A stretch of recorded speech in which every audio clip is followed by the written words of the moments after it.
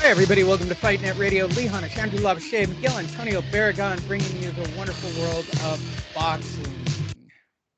That really should fade off. That would be so much cooler if I could handle it that way. I'm pretty close to back from the dead. If we're giving a percentage, everybody does that. That seems to be the thing when you're like that close to death. Everybody goes, "Well, what percentage are you like to coming back?" 50-50? I don't know. Like, well, I'm surprised at how many times people ask me the percentage of how I'm doing. Really? Yeah. Oh, well, I digress. I am joined by my two friends, and we do talk about boxing each and every week. We'd love for you to go to boxingtonight.io. That is the home of Fight Net Radio. There you can follow us on all forms of social media, including at Fight Fiend Miggs. We'd love to see you there. This week I vow to put up a brand new 10 questions of stupid, or get to know your fight person. Sorry, that was the final answer on that. And so with that said, let's catch up around the horn. It is 4th of July weekend, and we are here for the next, I don't know, 90 minutes, 2 hours. That's a lot of stories. We got to run. Let's start with Andrew. How are you today, Andrew Lapachet? No, we're doing good, Lee. Everybody's healthy, and yep, just got a little break over here in Northern California from the heat. A lot of wind in Tracy. It was in the 80s yesterday, so a very, very nice day here in Tracy. Outstanding. What are you doing for the 4th? I think we're gonna stay around Tracy. With gas prices being so much, can't really travel too far out just to blow shit up when you can blow shit up in your front yard. So I think we're gonna stay around Tracy this year. Is it legal up there? Yeah, and Tracy, yes, over here it is. I'm gonna keep saying Tracy.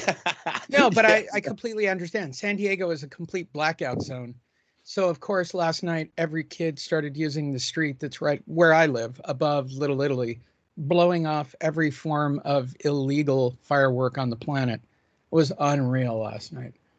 And I still have one more night to go. Miguel Antonio Barragan, how are you? Doing well. Thank you so much. Everybody on this end is nice and healthy. We've had a couple of different people in our house here. We were like getting our bathroom redone, remodeled and whatnot. So we had people in and out. Doors open. It's hot as hell outside. We want to have that fucking door closed. Thankfully today it's not as hot as other days, even though it'll still reach 100. But it's not as hot, not 108 or 109 as it was, like earlier in the week. But other than that, no real like 4th of July plans. I mean, I'm sure we're going to do something, but my pops is still in Tijuana. So it's like, all right, mom, what do you want to do? We generally like, I mean, we're not kids, we don't go out and fucking buy fireworks, we just go watch them somewhere. So, we'll see what we got planned, but I got a 3-day weekend. That's all I give a fuck about. Yeah, I hear that. Even I get a 3-day weekend. Well, that's outstanding. I think I'm going to barbecue. I mean, I'm lucky because I can look right into the bay for Big Bang Boom and see 2 or 3 different displays from Big Al's Tiki Bar. Shout out to Big Al's Tiki Bar. Visit them on Facebook, which is still the funniest thing I know about Big Al's Tiki Bar. Also, follow us on iTunes and also iHeartRadio. Cool. Let's jump in because this is a pile of stuff to talk about. All right, so Jesse Bam Rodriguez extends his promotional pack with Eddie Hearn. First of all, I didn't know he was promoted by Eddie Hearn, but all right, that's cool. Here's my question, without actually, who made the comments? Rodriguez. Okay, so here's my question. Did Bam extend, or did Eddie extend because he beat Sor v. Rungvisai? I start with you, Miguel. I mean, I'm not sure right offhand like which promoter has most of the smaller guys. If Matchroom does have it, then I would have to, because Bam did mention HBO still quietly through a holding company. Used to be known as the MTK until the MTK went out of business for sexual misconduct or whatever the hell happened there with the gangsters. That's a nice way of putting it. Yeah. So I mean, I think it's more of a Bam thing. Like I think he understands that that's a particular promotional outfit that has the majority of the lighter, like super small dudes. And he's mentioned that he wants to go back down to 108 or whatever that was. 112. I forget what they say. Yeah, was 112 or 108. So he wants to leave this division pretty much for his bro. And that if he's in a promotional or in a promotion that has the majority of the smaller guys, he doesn't have to really go outside of that. So I think it's more of a Bam.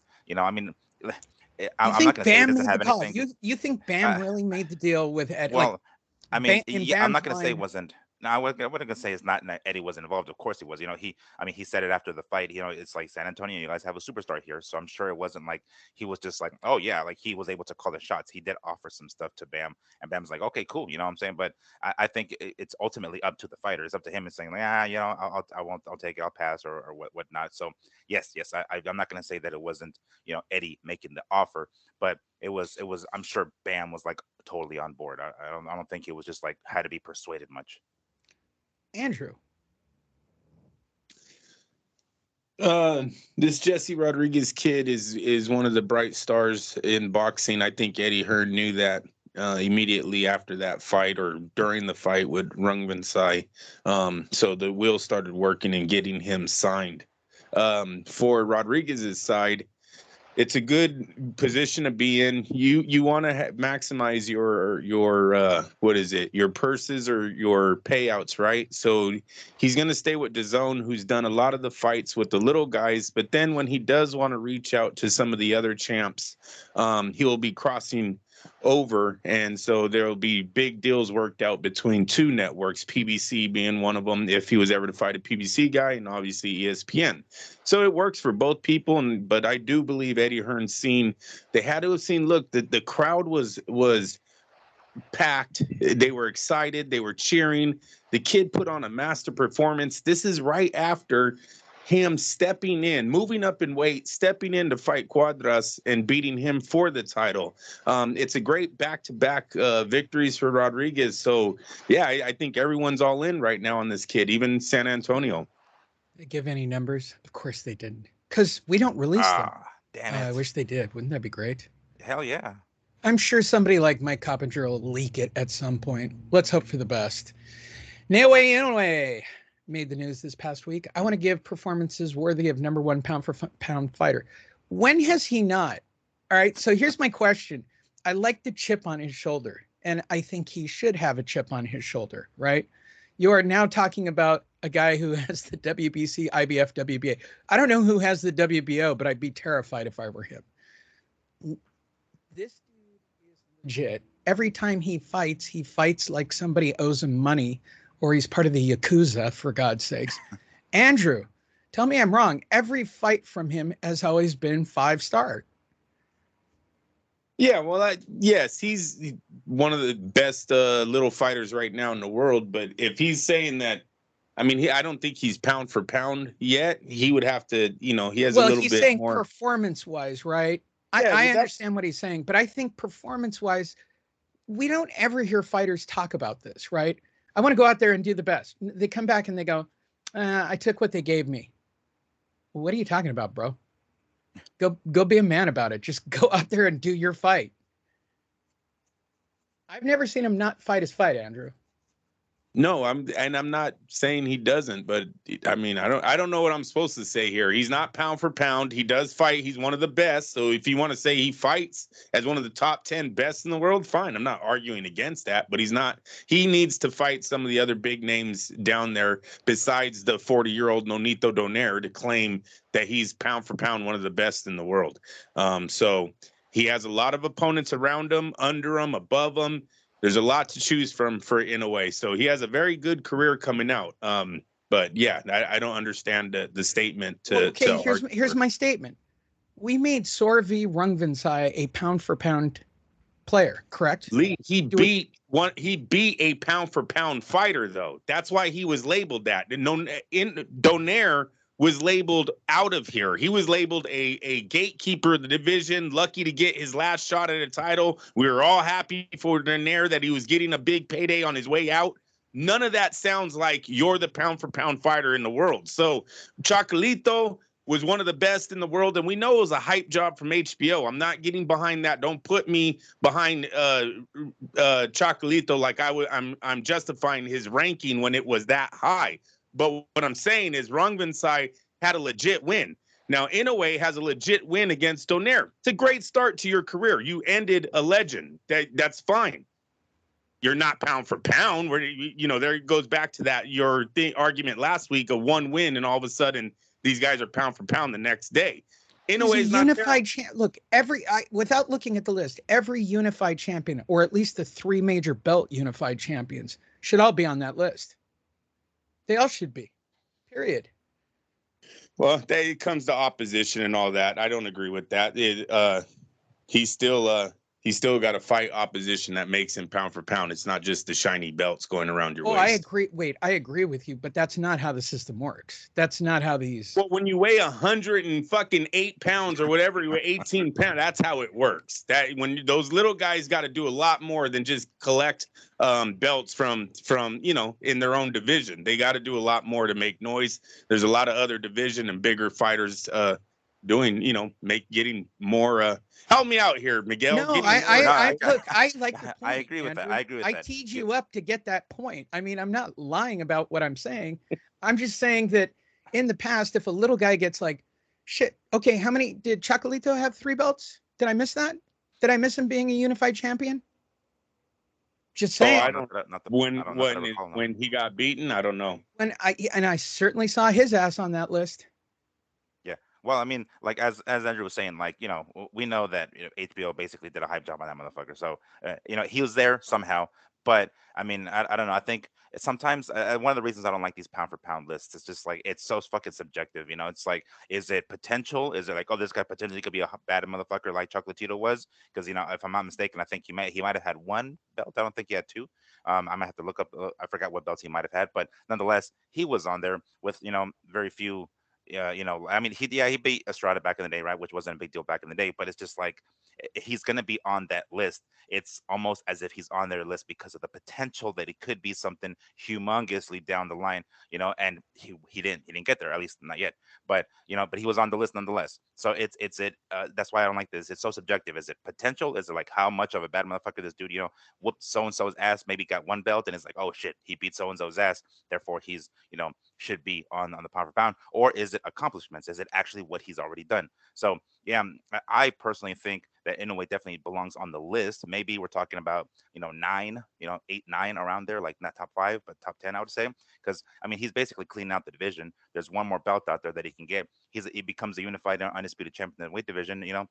Yeah, it does ultimately depend on the opposition. He's going to have that rival. He's going to, and I'm not talking about an on the way out Donaire. We need like another motherfucker. Maybe one of the guys from 115. One of the guys from 115 moves up and fights him. Now we're talking. But yeah, it's really these smaller dudes, unfortunately, just do have to do more. They really do, unfortunately, and it sucks that because I love those weight divisions, but when there are fewer superstars down there, fewer guys that are on that level. Because I mean, look at how tiny these guys are. Yes, there's plenty of guys to fill the spots, but they're spot fillers. They're not top-notch motherfuckers. So yeah, unfortunately, as a smaller guy, you kind of have to do more. That's just how it is. But nonetheless, this dude, he's whooping everyone's ass. He's basically cleaning out the division. There's one more belt out there for him to grab, which I'm sure, as a formality at this point, he'll get it at some point. But I think Inoue does belong on the list, but we're talking like 8, 9-ish maybe. Okay, so I'm looking at seriously. Go ahead. And seriously, we would have to drop Usyk. I think if you want to put him on the list, you got to drop one of the 2 heavyweights they have on there. And because Tyson Fury is favored over the winner of Usyk versus Joshua, I don't understand how Usyk's even on the list. So you want to make that argument to drop Usyk and add the undisputed or the unified champ Inoue? I got no argument to that. Actually, he's on the list. I'm looking at Brian Campbell's list from CBS Boxing, who I actually respect. He's got Canelo still at number 1. Oh, okay. Yeah. And he even points out, no, he lost to Bivol. Yeah. Right. Number 2, he's got Naoya Inoue, who was previously number 4. At number 3, he's got Errol Spence Jr. No, I'm not filling this list. Number 4 is Terrence Crawford. Number 5 is Tyson Fury. Number 6 is Usyk. He's got Spencer. Man, He's whatever. got Lomachenko still on the list. I don't know how I feel about that. 8 is Shakur Stevenson. See, And I don't. Shakur, really? I mean, he's got the potential to be on there, get there. But I mean, yes, he's done some stuff. He's got, he's a unified champ. But it's like, really already? I don't know. He's making sure his credentials in the front row. Well, he's with CBS. Yes, he's Sports. getting approved. And he actually has approval to go to WWE events as well. It's a pretty good gig. Shakur Stevenson at 8, Dimitri Bivol at 9, and Stephen Fulton Jr. Yeah, he's covering all his bases. Yeah, if you stuck Stephen Fulton Jr. in there, you just covered all your bases, bro. That PBC, is a legit ESPN, DAZN. He's got them all. Yeah, he's trying to get in everybody's Christmas list. Absolutely. Even though that is the matchup. Look, right now, Inoue's sitting around because I'm not really looking forward to the undisputed thing. He's already dominated that division. I'm over that one. He's got Jaime Estrada and Roman Gonzalez sitting under him, and he has Stephen Fulton, Brandon Figueroa, and Luis Neri sitting above him. These are great matchups, man. These fights would make him, if he was to stay undefeated, do a Pacquiao-like run, yes, then we are talking potential pound for pound because he had fought in the best in 3 different weight classes, and it can be done. We've seen fighters like Pacquiao, like Mayweather, like De La Hoya go multiple divisions, fight everybody, and come out ahead. So he has a very good future in front of him. I mean, the guy has him ranked 2nd. We have him ranked top 10. We know Inoue's there. It's just about him landing these matches, getting these matches with these other opponents. The first one that I would like would be the Estrada Inoue. But if Roman Gonzalez was somehow to get that fight, it's a good matchup for his career. You're talking 2 legends, Gonzalez and Donaire, who both made kind of comebacks in the last few years to get their status back up to the top 3 of their division. So it's great fights. And then he has that Stephen Fulton one. It's going to be an awesome fight, an undefeated unified American champ versus a undisputed Japanese champion. It's a great fight. The style makes sense. One's a classic boxer. The other one looks like he's a knockout artist. That one's going to be huge if these guys can stay undefeated. There you go. Moving forward. Canelo Golovkin started their press conference tour this week. And I just want to talk about some of these comments that have come out. So Canelo's being the good guy, believe it or not, on this press tour. They did 2 stops, as far as I know. There was New York. No, 3. 2. They did New York and they did LA.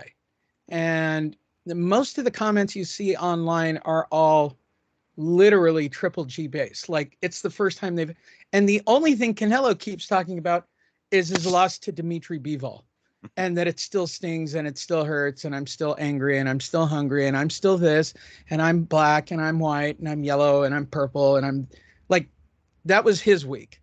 Triple G, on the other hand, it's like he came out of a cave and he was no joke. He's like, if I beat him, I don't see it's too expensive to fight him for a 4th fight. Like, he went through all these like real questions, and every time Canelo was asked a question, he goes, I'm still stuck on Bivol. That seemed to be the entire week of press conferences, questions, and everything that I saw online. What did you glean? Good word. My brain might be working again, Miguel. What did you glean from the press conference this week?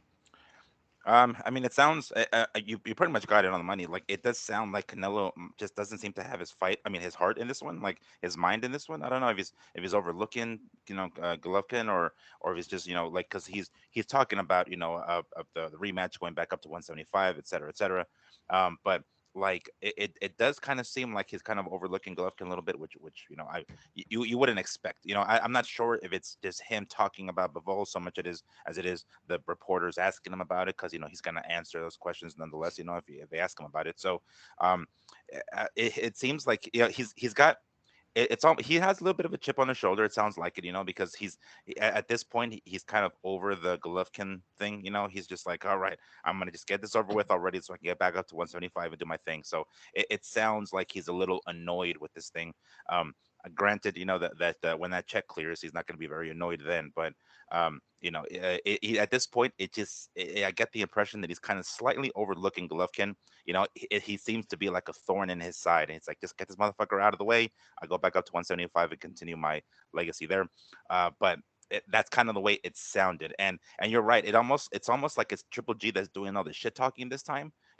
Like, not to say that Canelo doesn't do his own, but it just seems as though it's Triple G that's doing more of it this time.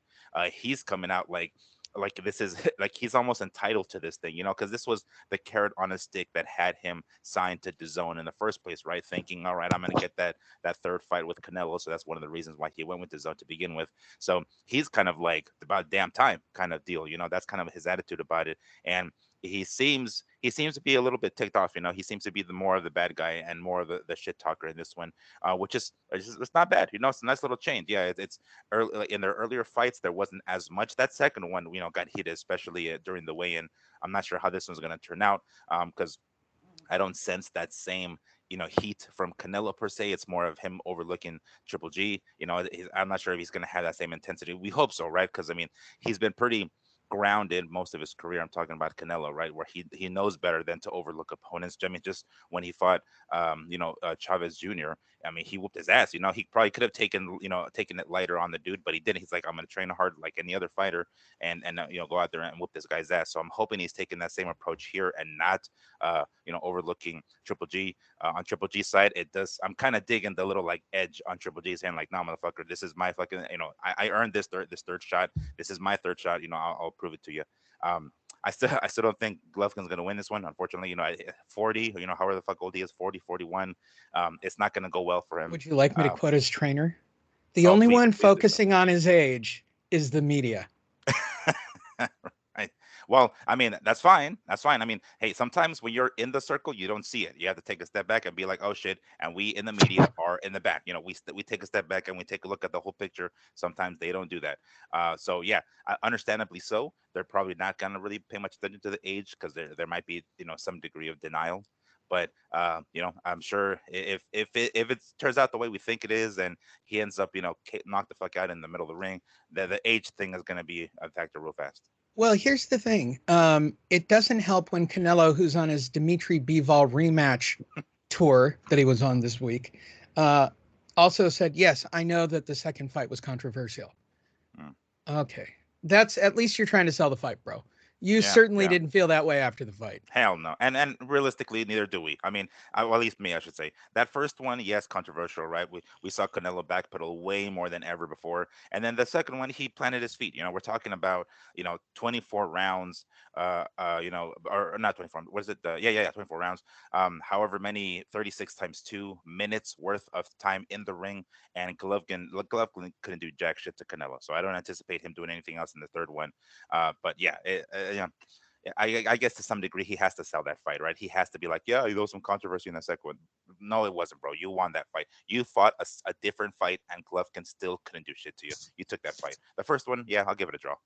There you go. Andrew Lapachet. This should be a layup slam dunk for you. I'm sure you watched all these comments. Triple G's comments were stellar this week. I was actually very impressed with his shit game. There's so much to cover. Listen. Canelo wasn't this golf playing, Lamborghini driving, pajamas, exiting a private plane type of guy when Triple G fought him. They might be a little bit more. By the way, Andrew, just for the record, that was a good joke that only Miguel got. That was a good joke. Nice. All right, continue. Oh, by the way, let me give you some more alley-oopness to it. My favorite of all his comments was, I forgot it again, because I actually read all this. Keep going, Andrew. I'll remember it. So yeah, they might be a little bit over. They have confidence this time. Look, Canelo doesn't look the same. He lost to Bivol, right? He couldn't move Bivol. They're seeing all this. Maybe their heads are getting blown up. It doesn't matter. It's going to be a great fight. These guys have given us 2 great fights. I don't see anything changing. Little nervous on Canelo because look, he's not the same guy. Look, the guy was in a golf tournament again the other day. He posted pictures again on playing golf. He's not the same fighter that when he fought Triple G. Now, if Triple G can still take his punch and deliver punches back to Canelo for 12 rounds, who knows? Maybe he does get it on the scorecards to make a fourth fight, make some more money.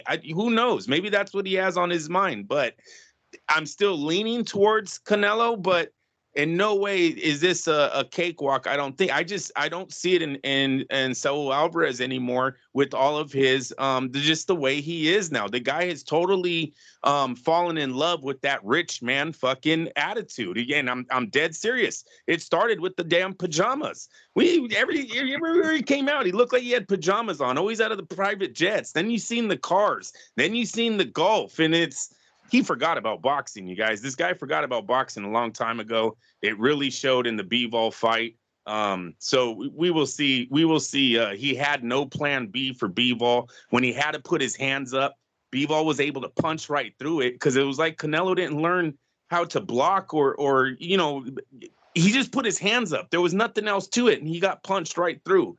Triple G, if he can turn back the hands of time, can bring a fight like that. So Saul Alvarez better really work out for this one because this could be a thing where Gennady was dreaming about. He's in the gym training like he's always trained. You've never seen him playing golf. You've never seen him in silk pajamas or doing any of this other rich man bullshit. And the guy makes $20 million a fight himself. So maybe he has that Bernard Hopkins-like drive, and Saul has that Oscar De La Hoya-like drive. We'll see when they fight. So Andrew, is it a matter is it more so that Triple G is still in the picture physically and I guess in boxing wise, or is it more so that Canelo is already got his interests elsewhere? It's more so it might be that Canelo already has his interests elsewhere. Yes, that's kind of what we were seeing, but he was getting away with it because he was winning. Yet it was Billy Joe Saunders and Caleb Plant and guys like this that he was beating. Triple G probably beats all those guys too, right? Like he would be favored against Caleb Plant and Billy Joe Sanders himself. So who knows what happens when these two meet in the ring again? It's something that Triple G's camp, they might have been watching this whole time and knowing they wanted to get him back in the ring. He's fought lesser opposition. He's not taking boxing is not 24 hours a day for Saul anymore, like his hat to no boxing, no life, no boxing. That used to be his thing when he was young. Now he's about everything else. So they might be seeing that. I think Gennady has better dressing taste for sure. I don't even know what's up with that shirt that he's wearing. Yeah, I think I had a shirt like that when I was like $8. Oh, I'm sure it does. I'm sure. I want to say I had a version of that, like the JCPenney version of it for like my eighth grade fucking picture day or some shit. Perfect. That's awesome. Perfect. Adrian Peterson, Levon Bell signed exhibition boxing match for the and they'll fight July 30th in LA. Who wants to fight them? Like, let's putting this fight on. And why are we letting professional, like, why are we allowing this? Why?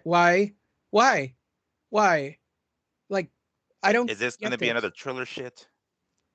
Adrian Peterson, who's putting this together? In the square, blah blah blah. Peterson. They plan a 12-ounce gloves, July 30th at the Crypto.com arena. The matchup will be supporting the Austin McBoom and Ansem Gibb pay-per-view. Okay. Former NBA star Nick Young is also scheduled to fight rapper Blueface. First of all, the only Blueface I know is in Las Vegas, currently at, I want to say Harrah's. I believe you can go see the Blue Man Troupe there. Peterson is 37. Bell is 30. Once bona fide stars. Peterson, like, they're selling this. This is the press release, but this is just horrible. And it's on pay-per-view too. What crazy? Six round professional. Well, you would think the two NFL stars and the Blueface rapper guys is going to sell this thing more than. Have you heard of Blueface, Andrew? Are you a big Blueface fan? I have 4 kids, Lee. So unfortunately, yes, I have heard of the young man Blueface. Wow. Huh? I can't name a song or sing a tune, but definitely I think he says it a lot in his songs. So I've definitely heard him before. So yeah, he I believe them too. They'll do good on pay-per-view. Who's Blueface fighting? Is it someone known? Nick Young is going to fight him. Former NBA star Nick Young is scheduled to fight rapper Blueface. That should do good. If these rappers had more balls, they would probably make a lot of money on the boxing pay-per-view things. There is a lot of beefs, I think, in the hip hop world that if the guys really put on gloves, there'd be a lot of people willing to pay to watch them fight. Well, now they had the influencers fight in Florida about a month ago, and we've talked about it. But look, why don't you get everybody who influences people who got 5 or 10 million followers, let them go beat each other up in a ring, make the money, sell the pay-per-view. You guys all have the technology in your back pocket. I'm pretty sure that I've got it. It could be a movement lead to put down the guns, right? Square up after the fight, shake hands, and we all move on. How about that? How about there's no drug testing. You can be on any fucking coke or weed or whatever you want to be on. Just syrup, that scissor up shit, whatever the hell. Be on whatever fucking substance you want to be on. It's only an exhibition. By all means, go in there and bash each other's brains out. Go ahead. Yeah, I don't know if the guys with the plastic cups are going to fare well in this sport, but okay. I like the angle on that.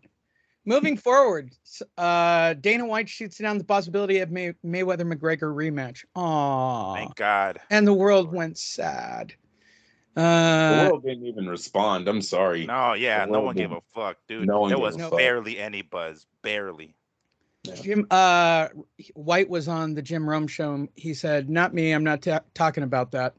He goes, "McGregor's return will be back in the cage. Conor looks to come back at the end of the year, early next year." There you go. When he fights, he gets paid. Fighting is what he wants to do. I don't blame him. I mean, he's not going to beat him. He's not going to beat Floyd. Between promotion, they give him co-promotion on his crappy ass whatever whiskey, I'm sure he does just fine as long as he continues to fight, period. He can fight. Like, if Dana gets this right, just let him fight a bum. Mayweather needs to actually fight another retired boxer. I don't know what we're waiting for at this point. And we're going to get to a story shortly that will point to, I'm still going to win my bet, and he's going to fight Pacquiao. So I ask you first, Miguel, what do you think about Dana White? Well, I'm glad. I'm glad he's not going in that direction. He tested it out once. It didn't go in his direction, So with not like we expected it to anyway. But at the very least, he got himself a nice payday out of it, both McGregor and the UFC and the boys over at Zuffa. So I'm sure that they were down for that. But I mean, they're certainly not down. They're willing to risk their the sacrificial lamb here with fucking McGregor one time and go out and get a major payday, because that's what the fuck promoters would do. They'll throw their guys to the front line. That's just what they do, right? They fight. So, they were willing to do it once to get a huge payday. Obviously it didn't go the way they wanted it. They're definitely not willing to do it again. There's already plenty of damage done to McGregor at this point. He's had plenty of losses. There's no point in putting him in the ring again with fucking Floyd and him getting schooled yet again. Pretty much the exact same way. He's going to basically blow his wad early in the fight, get tired. All Floyd has to do is wait, and then take him out and walk him down later in the fight the exact same way he'll do in that, or he did in that first fight. So there's really no point in it. Yes, I'm sure there's some money to be made. I'm not sure how much, because as we mentioned earlier, it just didn't seem like there was that sort of buzz. Yeah, everybody.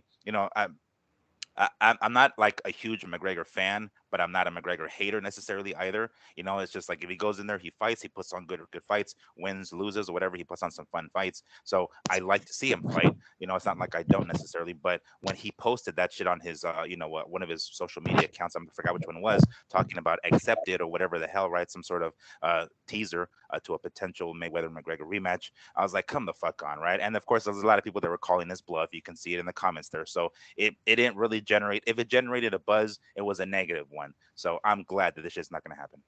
Andrew. Yeah, he hit it right on the head at the end there. The buzz was a negative one. People saying they didn't want to see it. What's kind of sad about the situation though is then how a company can deny a man $160 million payout. $160 million, and Dana White saying he doesn't want to look at it. I think that needs to be looked at.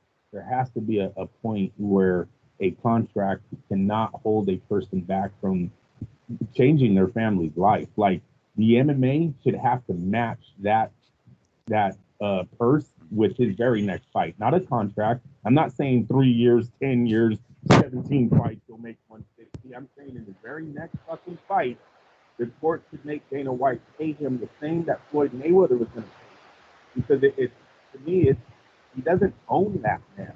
It's really weird. I don't know what kind of contract him and me is signing over there. But wake up? Conor McGregor was offered $160 million fucking dollars. And you got some dude telling him no. It's just weird. It is weird that they're getting away with that. I feel kind of sorry for McGregor. I don't think McGregor gives a fuck if he needs to lose that fight. That's $160 million, guys, for one dude. I think the fight would never make that, but I don't know how that plays out in the court. But on paper, if that's what McGregor's supposed to make, same on the MMA world and Dana White and everyone agreeing that the UFC just being able to block that. It's sad. Andrew? Yeah. Oh, now your mic's fine. I don't know what was your mic was very weird before. I'm right, Miguel? Yeah, it was like muffled or something, or you sounded distant from your mic. But we got most of what you're saying though. We got everything. Right, cool. It just sounded. Yeah.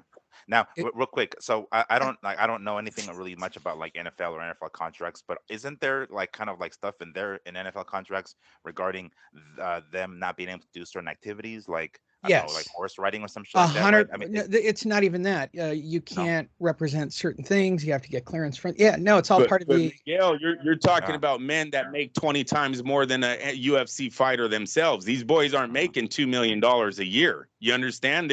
They're making freaking 45 million, 30 million for so there's a lot more there. That money, those guys are willing to sign the contract. In the UFC, nobody makes 160 million for one fight. They don't. I don't care what bullshit someone's gonna tell. Oh no, when pay-per-views come in, when all the numbers come in, no.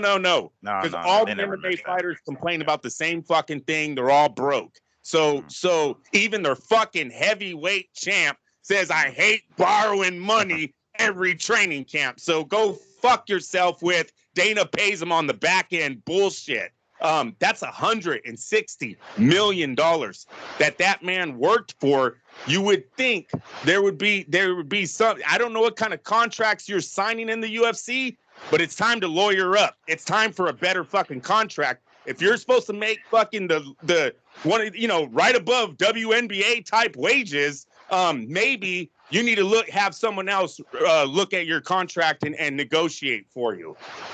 That's strong. That was strong. If we had the horn still, that would be a bam, bam, bam, bam, bam, just above WNBA wages. Ooh, that's strong, Andrew. That's very, very strong. All right, let's move forward. Hearn has interest in matching Katie Taylor against Holly Holm and/or Cyborg. I'm guessing in the same evening, because she'd probably beat them both in the same evening. But all right, so now Eddie Hearn, who's gotten a taste for this with his alliances with Paul, I would guess. Didn't he do one with one of the Paul brothers? But whatever the case,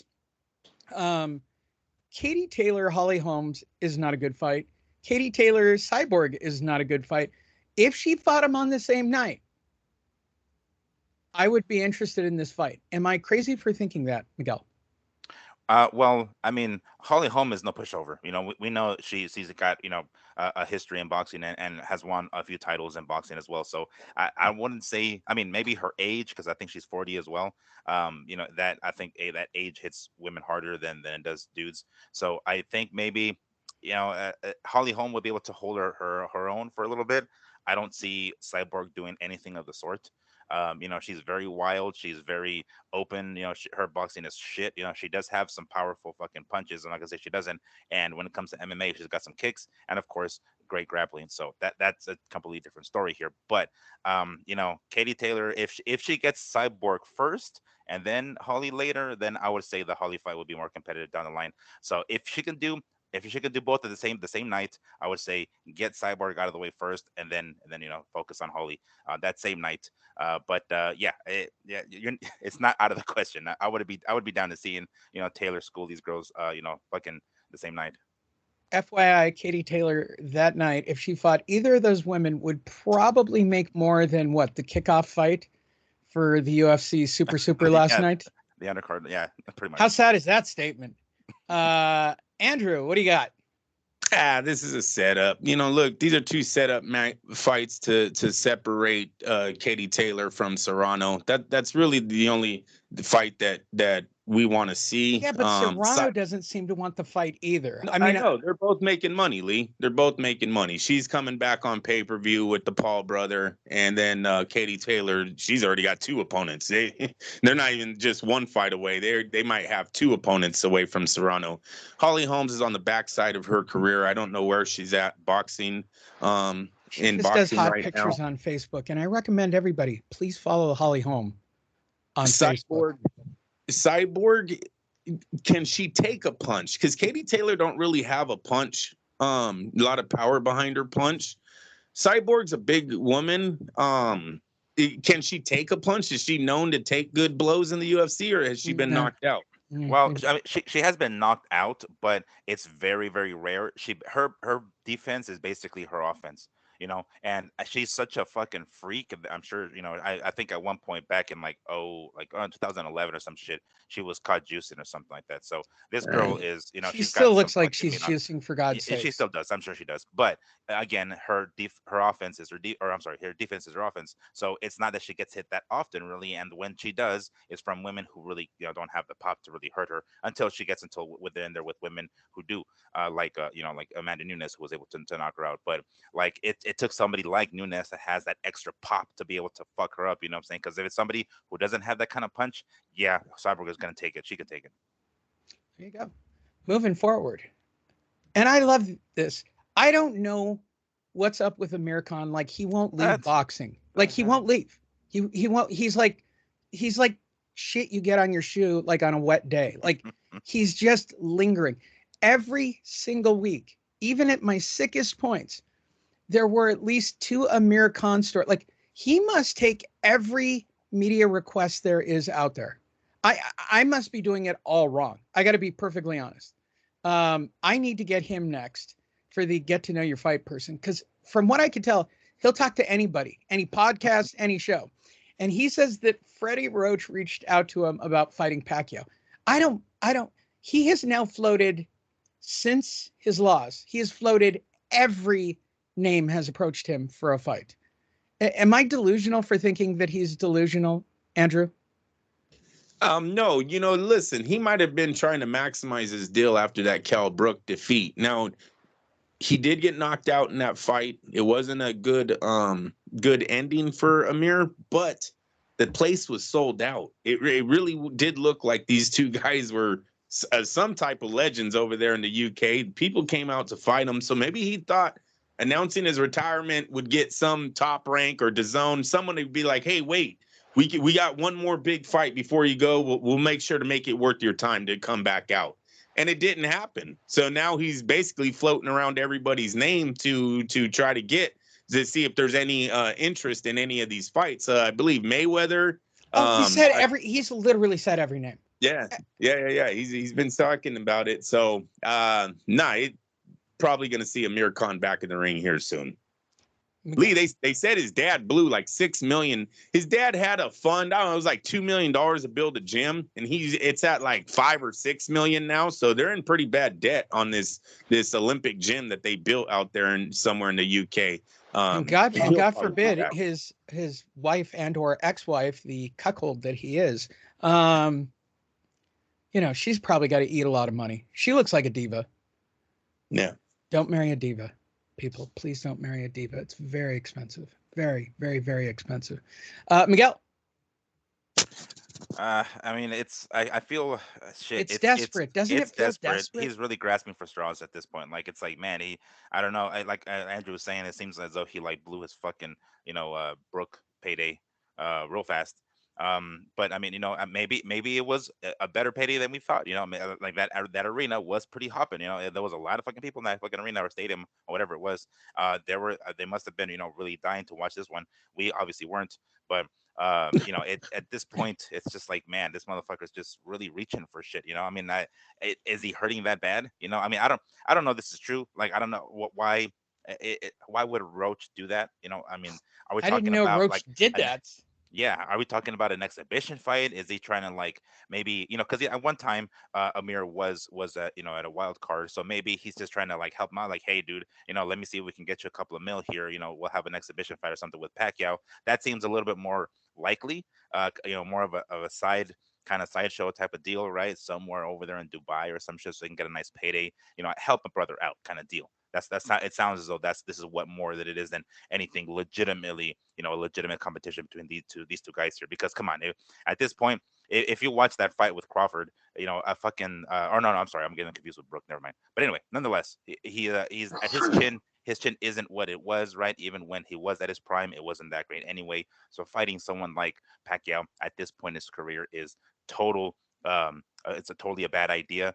He's willing to take the ass whooping for a nice payday. I'm sure he is. But this seems more of like Freddie Roach reaching out to him, being like, "Hey, dude, we could probably make a few mil if he can like do it this way and whatnot." Helping a dude out. But it's just, I don't know. We thought we saw the last of Amir, but apparently we haven't. Clearly, we have not. Which gives me more opportunity to talk about his wife every chance I get. Let's bring back a game show that we haven't played in quite some time. Can you knock Lee out in the beer line? Today's contestant is Amir Khan, who has not played the game before. So if you've never played the game before, please feel free to place your bets. It is a drinking game if you want to play it at home. You can bet along with our two experts. Their job is to determine, and they both know the ability of my chin. Can Amir Khan knock me out in the beer line? Here's the scenario, as always. I'm in a beer line with Amir Khan. He buys a big giant beer. He is holding it in his right hand, and I bump him. It spills on his Gucci loafers and onto his slut wife's dress. And he goes, "Bro, what's up?" And I go, "Bro, what's up with you?" Amir Khan turns on a dime, throws a left hand, connects. I'm giving location. Slightly above my ear. Miguel, does Amir Khan knock me out? Well, let's see here. Considering how garbage his balance was in every one of his most recent fights, I do think that he knocks you out, but he does spill his beer. He'll be fucking falling over. He'll spill his beer, but yes, he gets the job done. You probably owe him beer after that. Andrew Lapachet. Yeah, Lee, sorry, but Amir Khan, one of the fastest hands in boxing. I don't with think the left. You're going to let him have the left above my ear. I don't think you see this one coming, buddy. Oh, terrible. Terrible. If you're betting along at home. He called his wife a slut as he spilled the drink. Yeah, it's nighty night, boy.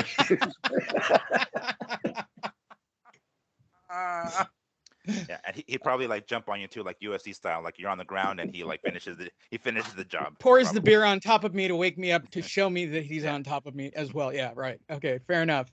If you were betting along, there you go. That was a double bogey. So he does knock me out, no question. Number two, he does spill his beer. So if you were betting and playing along at home, congratulations. That's how it played out.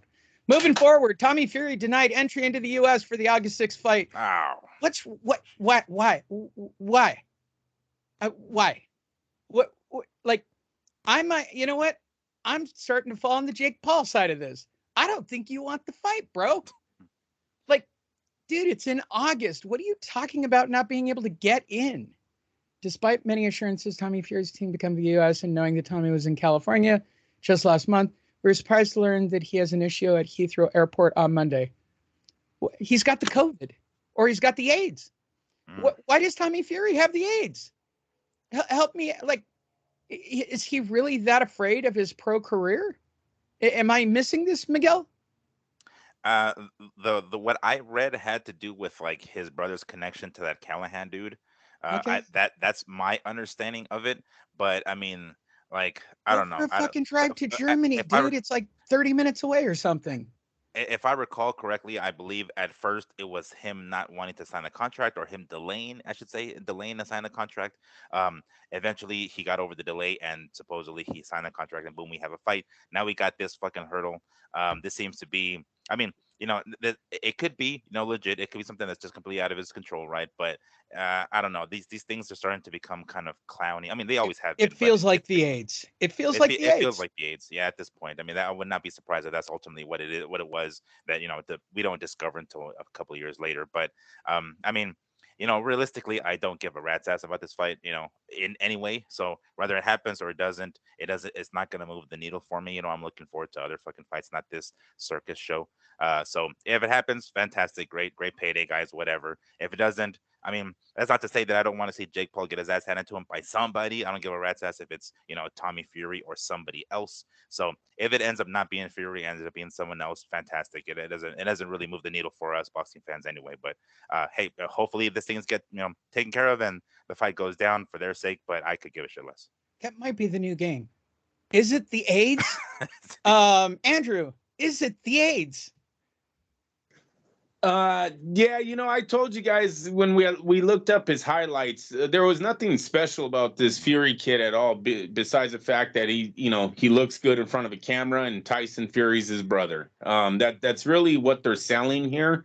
So, Gotta and be I different honestly, mothers. They've got to be different mothers, for God's sake. I honestly think that it was Tyson that broke his brother's ribs in the first time that this fight was delayed. If anyone watched those videos of his brother pounding on him with that medicine ball, it very well could have happened during those type of workouts that hurt him the first time, because he just, then maybe the dad and Tyson know that Tommy will not beat this Paul kid, so they don't even want to go through with it. Look, before the we can't, I didn't get my visa or whatever, wasn't allowed in, we had he wasn't signing the contract, and Jake Paul had to come out and go, look, there's only a few hours left, why aren't you guys signing, blah blah. I called him out numerous times on social media.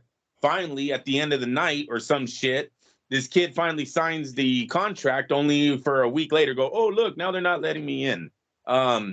I don't believe in Fury. I don't think I gave him the credit of being a real boxer because he's in a boxing family, but his skill, he is not a boxer. There's nothing there. He throws as wild as combinations as Jake Paul. This was going to be a real bad fight. And to be honest with you, I'm like Miguel. It does not move the needle. Don't care if it happens or if it doesn't. The fight that I really got interested in was Paul versus Diaz. I want to see Nate back up the fucking MMA, put the MMA on his back like he always has. The Diaz brothers have always done that. They sell great tickets. You can go in there and fucking slap this dude down. Show him that the MMA does have some type of stand-up. So I'm way more interested in that fight than I am of the fighting the fucking reject Fury brother. There you go. So you vote the AIDS. And I tend to lean with you. He's got the AIDS. I'm pretty sure it looks a lot like it. Hey, did anybody know that Danny Garcia retired to only come out of retirement again recently? I didn't. And moving up to 154 to be a legend and a Hall of Fame fighter. Okay. When we last left him, first of all, I didn't even know he retired. Like, that's the funniest part of the 2 or 3 stories I saw this week. One, we didn't know you had retired, bro. Like, there was no press release on the topic. I mean, at least with Amir Khan, I know he's technically retired at the moment. Danny Garcia apparently was retired and has decided to come out of retirement to go up to super welterweight, to go up again to another weight class. And he's going to debut against Jose Benavidez Jr. at Barclays on July 30th. Who knew that fight was happening? Anybody? I'll just throw it out there. We talked about it, Lee. We talked about it either when it got mentioned. We did have it on the show. Okay. Jeez. And all he's talked about this week is, well, I was retired and I just wasn't happy. Dude, I don't think anybody knew you were retired. I mean, Miguel, help me out. I don't recall him saying that shit. I mean, I don't know if he ever made an announcement. I don't know if he was ever like a social media post or whatever the hell. I recall him taking a break after that loss to Errol, and at some point him mentioning a potential move to 154. But other than that, I don't remember Right. anything else. That's it. I did hear about this fight though. I read about it. I think it was online because I'm primarily on Instagram. So I think he posted on an Instagram account or something like that. Him talking about fighting um, Benavidez Jr. here. Benavidez, yeah. And this is related to the other Benavidez, right? It's his brother. I'm not sure if it's older or younger brother, but he as far as I recall, he fought at 140 for a while and then took an opportunity to fight uh, Crawford at 147, and now he's moving up again to 154 to fight someone like Danny. It's probably not a good idea for him, but I'm sure there's a specific reason why Danny and his team decided to go with a naturally smaller dude. But hey, you know what? If he can get it done, great. But I don't see. I mean, this is clearly a confidence booster, confidence builder for Danny Garcia to get cracking at 154. Terrible fight. I mean, I don't think it's really good. Indicator of how good he'll do at 154. But there are people at 154 there, the other fighters like that we mentioned before. The PBC pretty much has that on lock pretty well as well. Yeah, I was So just checking. I was he's just with the checking that it PBC was guys. still PBC. Yeah. Yeah, he's got the Charlos and Yeah. Sues and Fonduras and Lubin and all those other dudes. So Plenty of people to he's got kick his ass. Plenty of people. plenty of people. He's got some opponents there. But so I'm assuming that's kind of one of the reasons why he decided to do it. He is getting older, of course. I guess making 147 is becoming more and more difficult for him. But welcome back from retirement, I guess. Shit. So here's the question, and this will set Andrew off. So we build him up in one fight, then we throw him in with a Charlo, he loses. We throw him in with a piece of shit, and then we turn around and we give him a Fondura. Is that the way you see it, Andrew?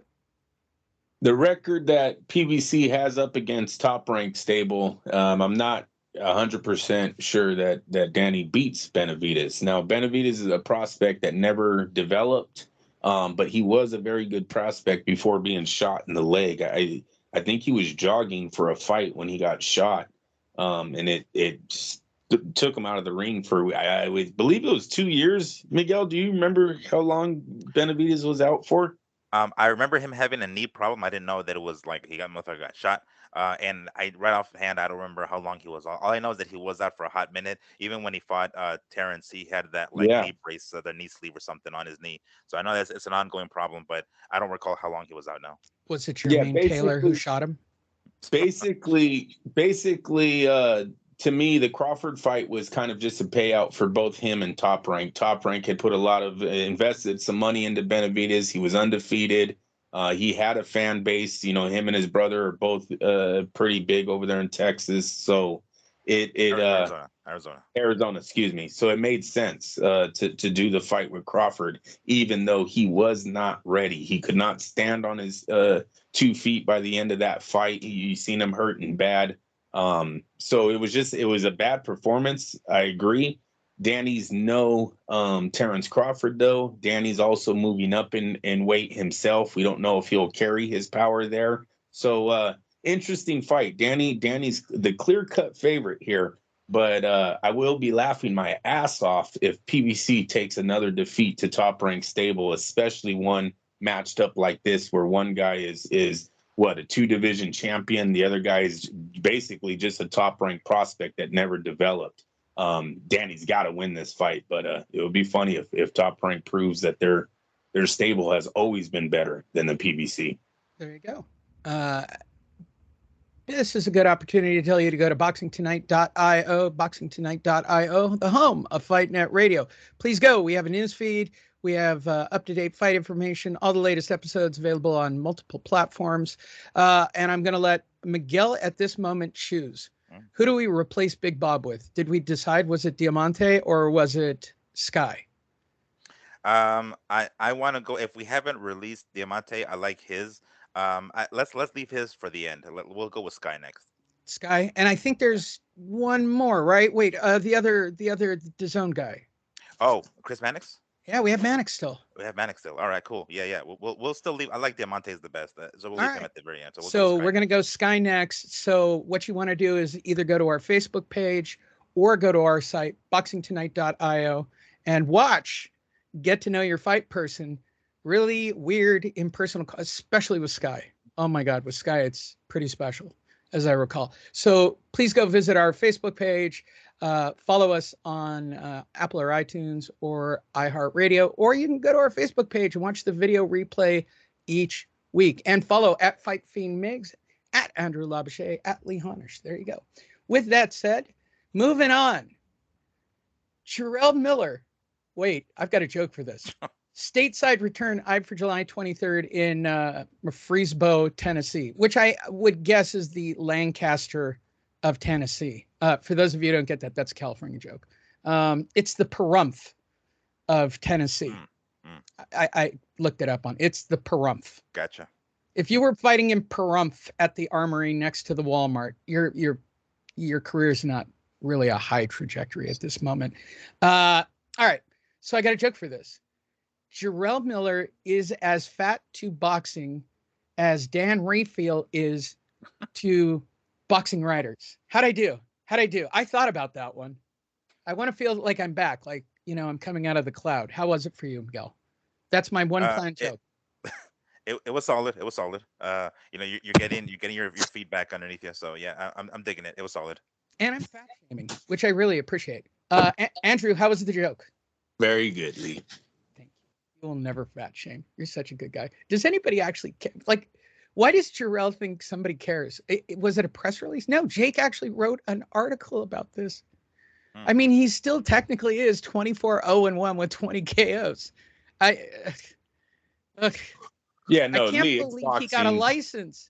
This is all about the license. He will get a shot if he can come back, look a little bit better in shape in his next fight in America. No, you said it. The record plus his history is going to get him a shot somewhere. So no, but it's about him not being a fat ass. And his first fight back without the juice did not look good at all. And look, this wouldn't be the first time we heard a fighter had all the skill in the world, probably could have been the next Mike Tyson, but he could not stay away from eating. That's why he was a small heavyweight, and that's what ended his career when he got caught on whatever he was taking to make him lose weight. So he needs to get over that, and so yeah, we'll see what happens. Andrew, this just in. I'm just getting it in my headphones. They've announced his trainer. It will be Dan Rayfield. That one was better. Miguel, what do you think of Jarrell Big Baby Miller?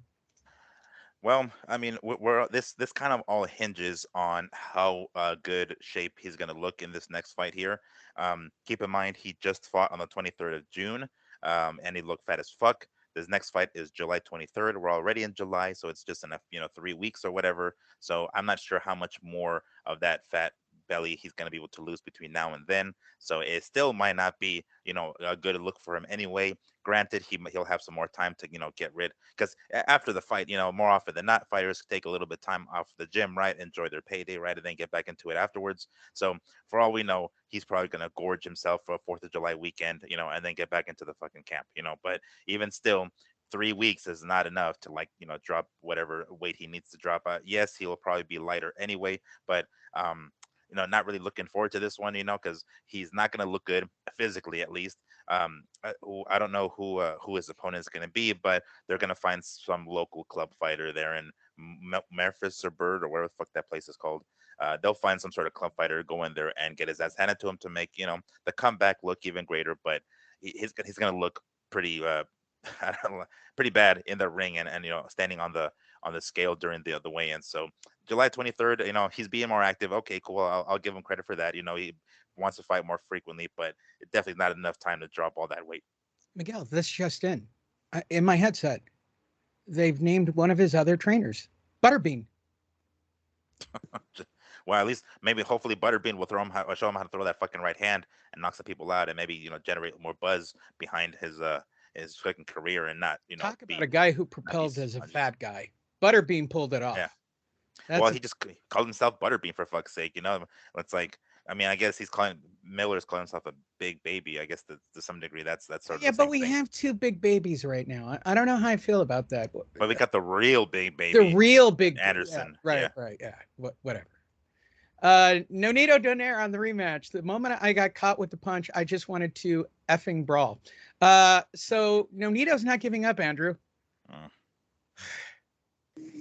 What do you mean he's not giving up?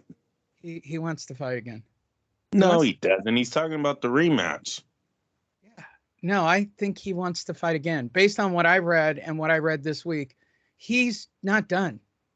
Well, that's sad if he's not done, but I don't believe that. I think Nonito's done with boxing. Miguel, do you think it's the last we've seen of Nonito Donaire? Which, by the way, Andrew and I have said how many times this is the last time we're going to see Nonito Donaire? No. Oh, yes. He's never been knocked out like this. What are you talking about? Yeah, the guy, he's got beaten the hell up. That fight, Lee? Okay. I'm telling you, if I actually had some way to archive systems here, I am telling you I could find that clip where we've had this discussion more than once about Nonito. Miguel, is it the last we've seen of Nonito Donaire? I don't think so, unfortunately. Keep in mind, he got his ass handed to him by the monster in a way. I think once he starts losing, to lesser opponents, lesser competition, that's when he'll get the clue. That's when he'll get it. And by that point, it might unfortunately be too late. He might have already suffered even more punches and maybe more knockouts for all we know. But, I'm not sure who else in that division has that sort of power anyway. But I think it's only until he starts, getting smoked by some of these guys who are like lesser, then he'll get the clue. And then he's got himself his expensive high maintenance wife, so he's gonna probably have to keep fighting anyway, because who knows what the fuck is gonna happen there. But I think that unfortunately this is not his last fight. I mean, keep in mind he got his ass smoked by the top dude, in that weight class. So he's easily the best, the number 2 guy in the division, right? Because he won himself a belt. Granted, he might, for all we know, he's gonna go after one of the other champions, the WBO champ, take his fucking belt and then get a third crack at, in a way. I don't fucking know. But it isn't until he starts losing to like lesser competition, that's when he'll get the clue, and that's when he'll walk away. Until that happens, I don't think he's gonna do it. Are you saying, Miguel, roughly that all fights are based on pink or green? Pink or green? What does that mean? Vagina or cash? Oh, well, I mean, for Nonito, yes. For him specifically, I would say yes. All right. So you're saying that guys like Inoue, who are fighting for pound and pride, are a little bit different. Yes, worlds of difference. Worlds of difference. I'm sure Nonito's wife is behind him saying, like, dude, get me a bigger ring next year for our anniversary. It's like, oh shit, gotta go get my ass handed to me one more time to get a bigger ring. Okay, babe. Sounds like Pacquiao's wife. I don't know what that's about. That's a little creepy to me. Dimitri Bivol on Better Beef Undisputed Bout. It's up to the boxers. Team Bivol's like, it's up to the fighters. The boxers push for the fight. Okay, so your team is saying you need to put. I'm confused by this. Let's see what the quote is, shall we? I'm confused. Bob Arum, the head of Top Rank, recently said he had no plans of letting Better Beef fight Bivol unless the fight happened on ESPN. Despite those pointed comments, Kornilov, probably formerly of the MTC, I don't know what happened to any of the MTK guys at all. Like, the MTK disappeared once they turned that thing off, but I don't think they've gone away, which is hilarious to me. Kornilov thinks that the fight will happen so long as the fighters continue to apply the necessary pressure. Of course it's possible, comrade. It's really up to the boxers to push for the fight to happen or not. The networks, of course, can be a barrier, but sooner or later, barriers usually are overcome and the big fights are made. All right, I start with you, Andrew. Am I going to get to see Better Beef versus Bivol? And I'm assuming on ESPN. Yes, because Top Rank has the favorite in that fight, and Eddie Hearn is a moron. So I think Bob Arum will get that fight done and get his guy on top of the division. So yes, I do believe this fight happens. Miguel.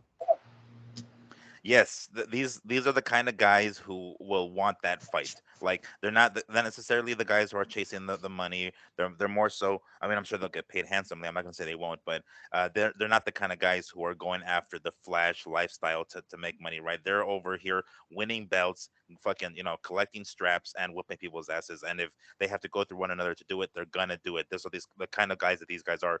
They're not the Americanized type of fighters who want to go out there and get fucking paid and then walk out to the ring with big old chains and shit like that. So I'm anticipating that this fight is going to go down, and it's going to be I don't even think the negotiation is even going to be that difficult. Honestly, these guys are going to be pretty fucking rational and reasonable with their demands and whatnot, and we're going to get the fight done. So I'm feeling pretty confident that we're going to get ourselves another unified, title fight, which is, and then plus these two dudes. I mean, shit, that we're like, I'm salivating over this one. I hope it gets done and quick. Yeah, no, they're Also, manly men. also, it's a promotion that does not need. No one's going to be interested in hearing them talk.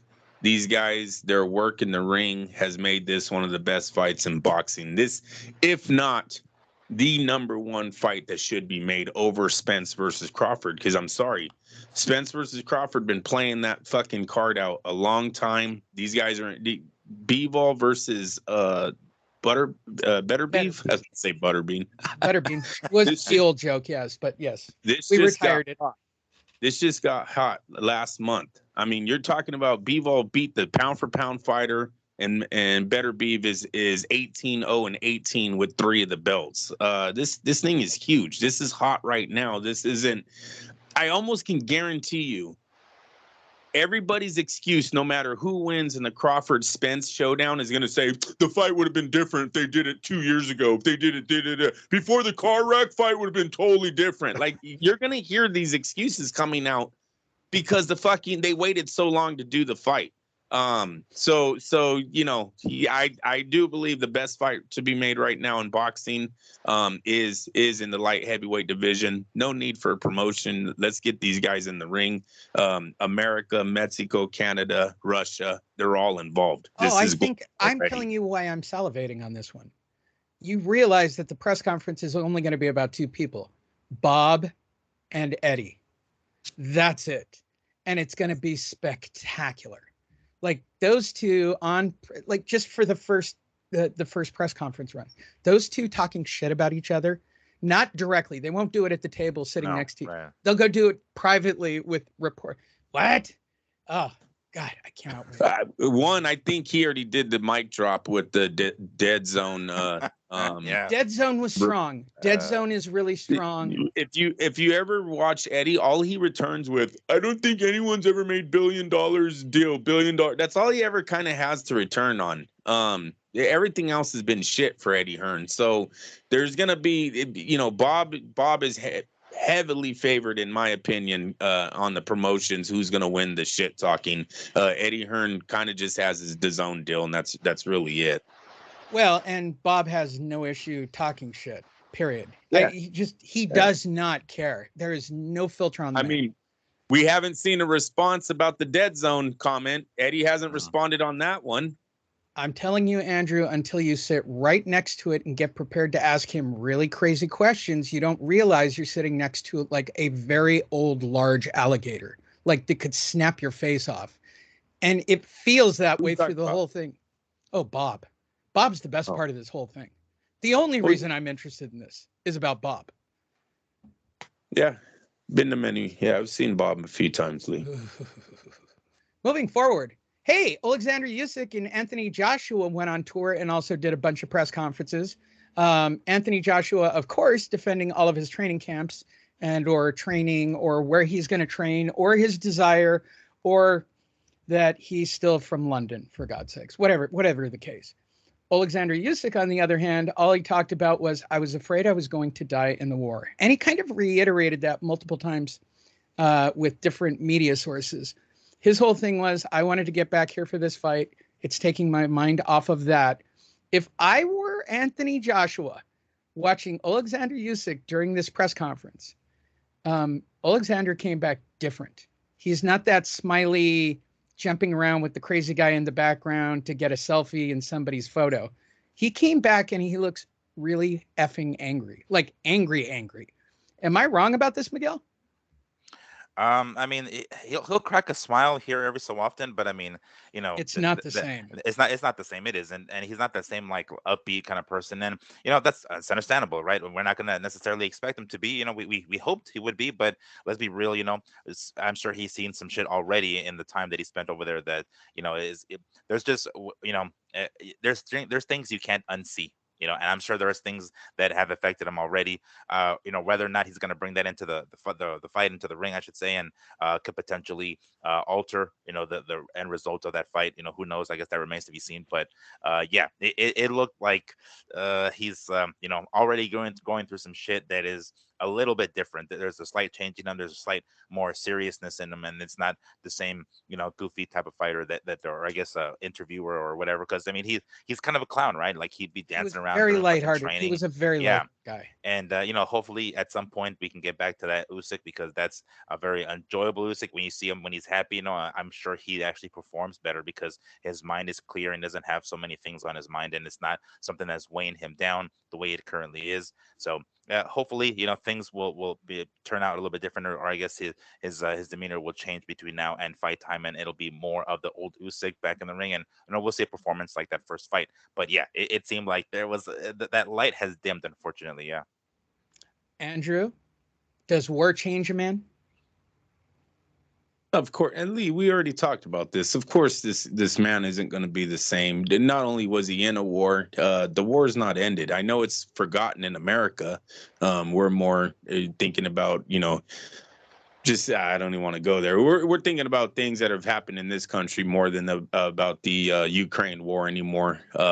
It's a forgotten war here. It's a very sad situation. To be honest with you, I don't even know. The Klitschko seem to be not even posting as much as they used to about this war. I don't really know what's going on in the Ukraine right now.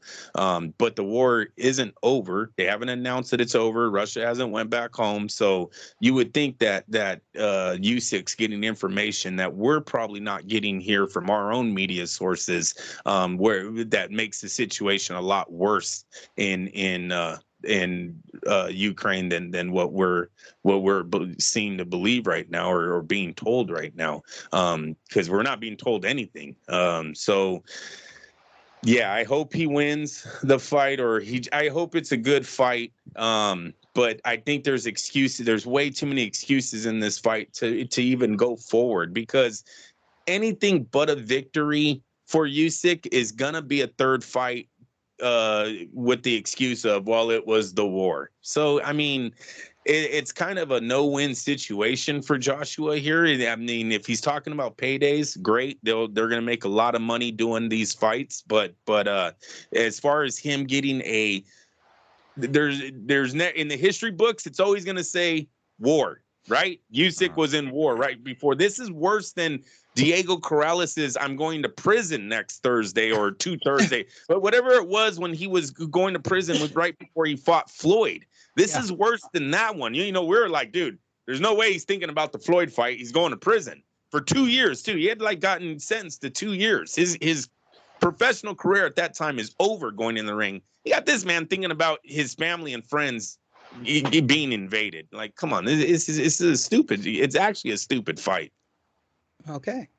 Well, it will be very interesting to see how it all plays out. Certainly. I mean, it was an interesting press tour, to say the least. Hey, by the way, there's Klimas.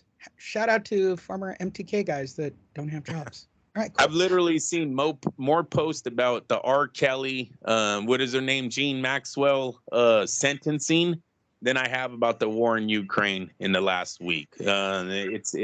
That's just where America don't give a shit. We don't care about babies dying.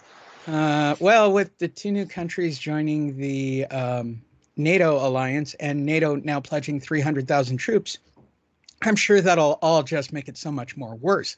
But I do keep up on it. And by the way, Garcia in the same shot, like this is almost like a Sesame Street song. Which one of these things doesn't belong here? Like Garcia looks so out of place next to AJ. Am I wrong? This just doesn't even look right. Tell He me does I'm look a wrong, little Andrew. uncomfortable. There's something about, I don't know. I mean, he's got the gear on, right? He's got the AJ outfit on. I mean, it's almost like we don't recognize Garcia without that fucking Mitsubishi T-shirt that he's always fucking wearing or whatever. It's almost like okay, I guess he fits there. It's like, all right, where's your Oxnard Mitsubishi sponsor? It's actually Costa Mesa. Get it right. Oh, Costa Mesa. Sorry. All right, that's what it was. Yeah, he looks out of place though. I mean, he does, unfortunately, almost a little uncomfortable himself. Yeah, weird. Moving forward. Hey, Canelo blast Ryan Garcia. We're back to that project. So when Canelo's refusing to talk about Triple G and not talking about Bivol, he's talking about Ryan Garcia still. He's ungrateful. You Accomplished didn't even nothing. ask me. You know what? You didn't even ask me, but I think Garcia Oh, sorry. is getting to know what it feels like about being in a room of people he can't understand. I don't That are think he's talking understanding actual boxing. No, the UK accent sometimes is very strong where maybe the questions are coming out so fast he's not registering them. Just like when English speaking reporters in a Spanish speaking only type environment, you're like, you have that same look on your face. That's what could be going on there. I don't disagree with that, but I might go with they're talking real boxing and it's just confusing to him. No. Segue. Canelo blasts Ryan Garcia. Let me do the setup again. When he's not talking about Bivol, when he's not talking about anything other than the Triple G fight and or whatever, or playing golf, he likes blasting Ryan Garcia. So Ryan Garcia, he's ungrateful, accomplished nothing, and owes Reynoso money, and he won't beat Tank. I think you covered all your bases there, bro. I honestly think you like that. He's just mad for something. He's no longer in the team. He's always going to be versus us no matter what, but he's a little kid. You need to understand him. He needs to learn a lot of things. My advice for him is to do your job, focus on your career, win a world championship first, then talk about other people you've accomplished. You've accomplished nothing. And you start talking about fighters who've accomplished a lot. When I was 20 years old, I was a world champion. Woof. It's pretty strong, Andrew. Pretty strong. Yeah, no, I mean, more diva like behavior from both of these guys though, because really Canelo should be the bigger man. You're talking about the pound for pound champ, literally speaking on someone who's a prospect. If he's not a world champion, then he's just a prospect. Why are you even wasting your time? So there's that to counter with on how Canelo's behaving on all this too. So you know, whatever, it's a big whatever. It's kind of a relationship I did not expect to work out. I'm sorry. When you look at the body language of Brian Garcia in the first photo that he ever took with the Reynoso team, he just looked out of place. So I'm not surprised that they did not work out there. Well, and here's the weird part of this whole thing. You're doing this on your press tour, bro? Like, just talk about Triple G a little bit. Just give us something. Give us a quote. Anything. Like, he was hard pressed to talk about Triple G almost ever, except for the controversial second fight decision. That's about the best of the I've quotes. seen him.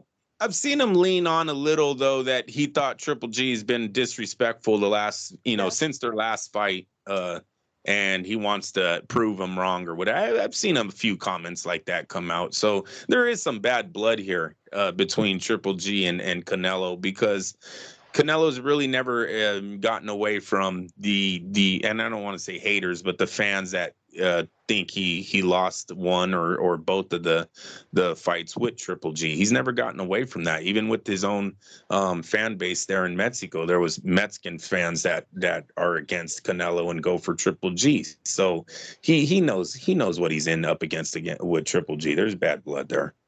There you go, Miguel. I mean, this does seem a little low on Canelo's side. Like he could have taken the high road here. I mean, like even if all this, I mean, here is the thing. Whenever I see these kinds of headlines, I ask myself, is this something that a reporter asked him? So he's going to go into detail, of course, if they ask him stuff. Otherwise, he probably wouldn't have brought it up, any other way. So when I think about this, it's like to some degree, I blame the media for it, because they're going to try to get their sound bites. They want their fucking, their quotes or whatever. So they're going to bring the shit out of them because they need headlines, right? Especially in a slow week when there aren't any fights. So, but by that same token, I understand Canelo's stance. He's gonna, if he's asked about it, I probably would do the same thing. If he asking about it, like, I'm gonna fucking tell you. You know what I'm saying? I'm just gonna, I won't be fucking flagrant with it or anything like that or blatant. But I mean, if you're gonna ask me about it, of course I'm gonna tell you straight up.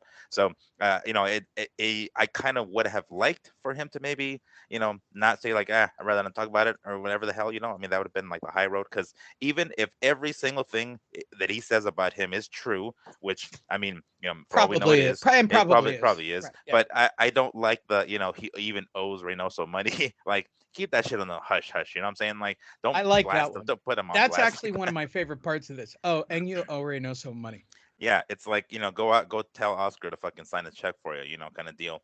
So yeah, it's just, I don't know. It seems like a little bit of a low blow. I'm not saying that I necessarily disagree with the stuff that he's saying, because I kind of do agree with that. I don't know about the Owen money part, but I don't think he'll beat Tank. He does seem pretty ungrateful. He seems like a cocky little fuck. You know what I'm saying? So it's just a lot of the things that he says here aren't far fetched by any stretch.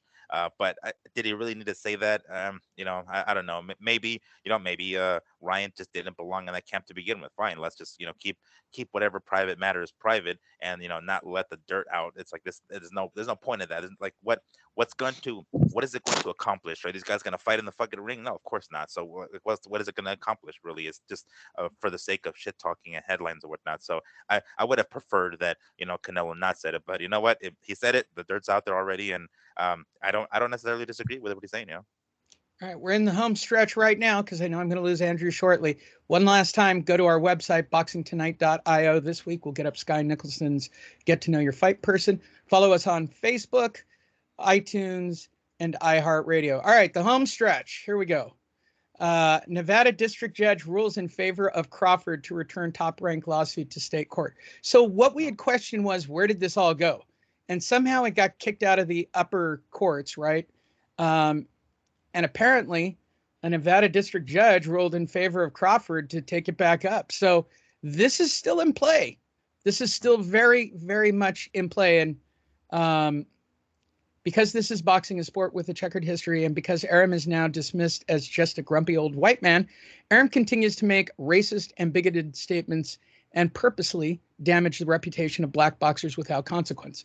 This is generally because the affected boxers who are in a long-term contract with Top Rank fear that if they speak up, they will be placed on the sideline and not given the opportunity to fight during the life of their deal, which could be 5 to 7 years. Okay, hold on. Before we get to this, and this is what they're all alleging. This is their whole big deal. I pose a question before we get into the topic of, does Crawford have a snowball's chance in hell? I start with you, Miguel. Has Bob Arum used the N-word this past year? Oh yes, you best believe. I'm sure he has. I mean, I'm by no means am I thinking am I going to be naive enough to think that he's not going to spew out the N word here left and right behind closed doors, of course, obviously. But I'm 100% sure that, especially in one of his like shut the fuck up, you little prick tirades. Oh, you best believe he spit that out. Yep. There you go. All right, so now let's get to the real question. Does Crawford have any chance of winning a case in Nevada, home of Bob Arum? Is that for me or is that for Andrew? Yeah, that's for you, Miguel. Oh. I mean, I don't even remember what the fuck this it's really a racism angle. Over. He's playing the racism. Oh, Jesus Christ. I don't know. I don't think so. I'm sure maybe he's getting old, of course, and he's slipping. Talking about Arum, but that dude he's got some great fucking lawyers. He's pretty good about not letting shit slip. I'm sure he didn't he didn't go lean in that direction. I wouldn't say that he's racist per se, because I know I'm sure he used the N-word a few times, but I'm sure it was out of anger, not really necessarily out of racism per se, because he's had several other fighters of different nationalities, so it's not like he's fucking. It's just he has beef with fucking with Crawford specifically, right. And it's not a race thing. But he has got a beef. He's got beef with them. I'm sure that's what it is. I don't see Crawford. There's a double whammy on it, which I'm glad somebody finally wrote this up correctly. A promotional free agent who currently holds the WBO title seeks upwards of $10 million in compensation, including specific amounts for $4,500 under breach of contract. Also, an alleged paid $900,000 bonus for breach of contract claim, and of course, the rest being, Bob's racist. Yeah, I mean, it's a pretty serious it's going to settle out of court. I mean, now that it's It been will, kicked yeah. back to state. Mhm. Andrew, how do you feel about it? Bob Arum's a lawyer, graduated from Harvard. Bob Arum owns Las Vegas, has made a lot of money for them. I'm sure the judge knows him. If I'm Crawford, I'm nervous that they don't countersue for him to pay his lawyer fees after this is all said and done, with Crawford losing the case of Bob Arum being racist. And in no way do I think Bob Arum is a racist man. I've seen this man break bread with way too many people of color in the reporting. He talks to he talked to us for all, like Bob Arum will talk to everyone. He doesn't shine away from people because of skin color or you're not big enough for me type of interview guy. No, I've seen him stop and answer questions on camera, phone camera. So no, I've seen him hug guys. He hugs people. He's got smiles ear to ear with African American fighters, Mexican fighters. It's just, this is absurd. This whole thing's fucking absurd. This is a witch hunt for Team Crawford to try to get some money out of Top Rank, and I'm gonna say that it probably doesn't work. And look for Bob Arum and Top Rank to countersue for their fucking legal fees to get paid, and Crawford's fucked at that point. So no, I do not believe Bob Arum's racist. I do not believe he uses words like that. The man's intelligent. He can break you down with other words than going to racism. So I don't now. Yeah, I don't believe that at all. So that's where I stand with Top Rank. Joining us on the show, and hopefully not blowing out my voice doing it, Top Rank Bob. Hello, Bob. How you doing? I've had the COVID too. Didn't kill me. I'm glad to hear it, Bob. What's your feeling on this whole thing that's going on? Oh, I represent Terrence Crawford. I'm sorry, what did you say, Bob? It sounded like you just said you represent Terrence Crawford in his lawsuit against you. Oh, yeah, I'm double dipping. I'm going to win this one way or the other. Brilliant, Bob. That's why you're the Bob. And by the way, if you want to get to know Bob, please go to the website, boxingtonight.io, or our Facebook page, and go check out Get to Know Your Fight Person. The Bob Arum interview is my favorite thing ever, outside of my daughter. I'll put my daughter first and then my Bob Arum video. Moving forward, Pedro Campa cleared to face Teofimo Lopez, set for August. This is just written badly. Pedro Campa cleared to face Teofimo Lopez, set for August 13th in Las Vegas. I guess it's not that bad. It just feels clunky as a headline. Maybe I'm getting picky in my old age on Jake. First of all, don't know Pedro Campa. Don't know why he got cleared, nor do I care why he got cleared. I think the bigger deal is Teofimo returning to the... Don't sleep on Campa. Okay, thanks, Bob. Cool. I start with you, Miguel. Have we heard of Pedro Campa? Or are we just happy to have Teofimo back in the ring on August 13th? It's primarily that we get to see Teofimo back in the ring. It's going to be his debut at 140, if I'm not mistaken. But I want to say I might have seen his face once. Because like when I was like, what the fuck is that? I pulled him up on Google, and I'm like, oh shit, I've seen him fight. I'm sure I've seen him fight before because his face does look familiar, but his name didn't even ring a bell.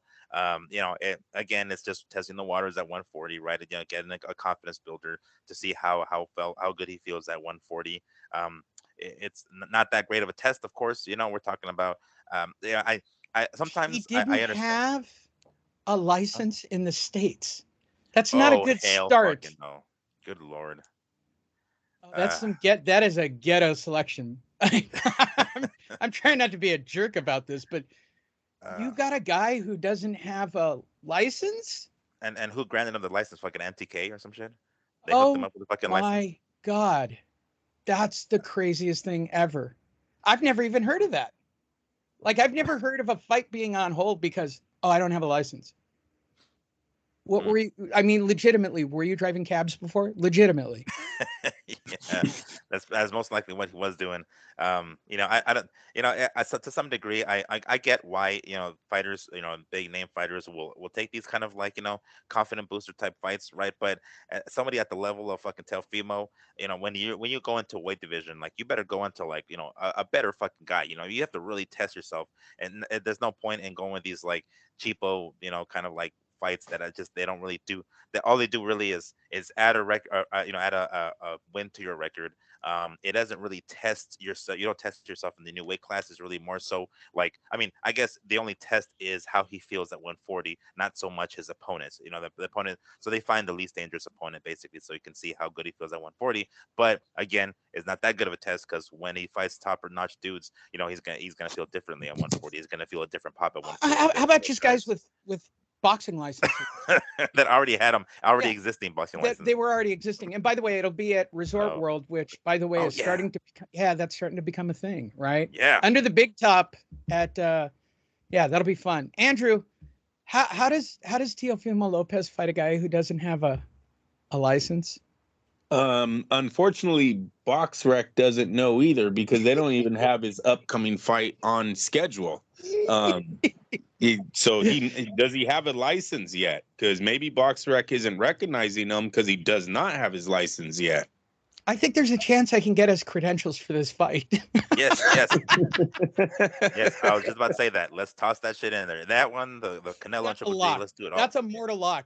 It's going to be us at the table by ourselves. We can bring the pizza in again. Yes. Oh my God, this is so sad, Tio. When is that fight? Because seriously, it's not on BoxRec.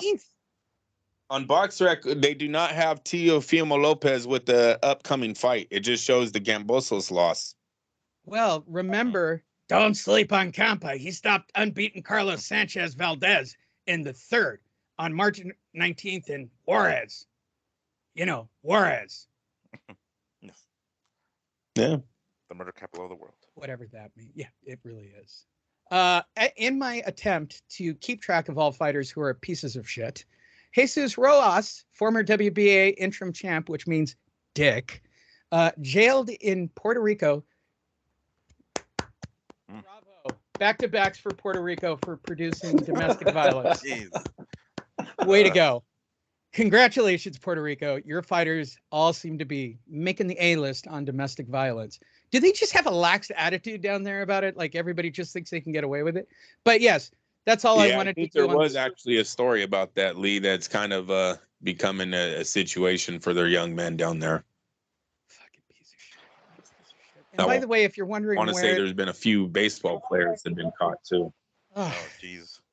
If you're wondering, Fight Net Radio stands on domestic violence.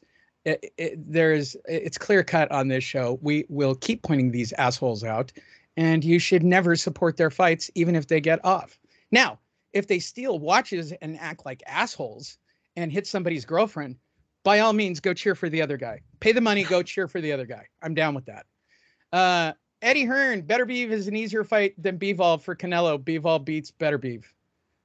All right, so now Eddie Hearn, while on tour, this is the snowball that I was talking about earlier with Canelo, right? Canelo is not talking about Triple G, really. He is still obsessed with Bivol.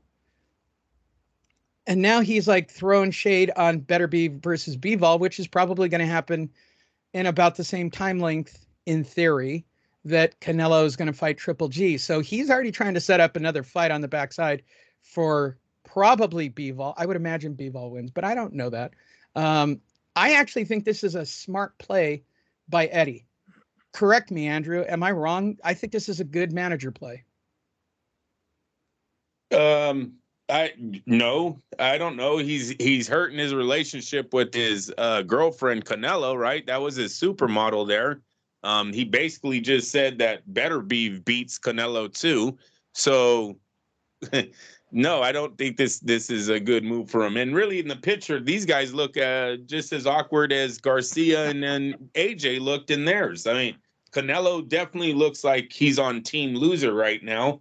And Eddie's still thinking about the Bob Arum comment. So both of these guys took some bad hits on this start of their promotion for the Triple G fight.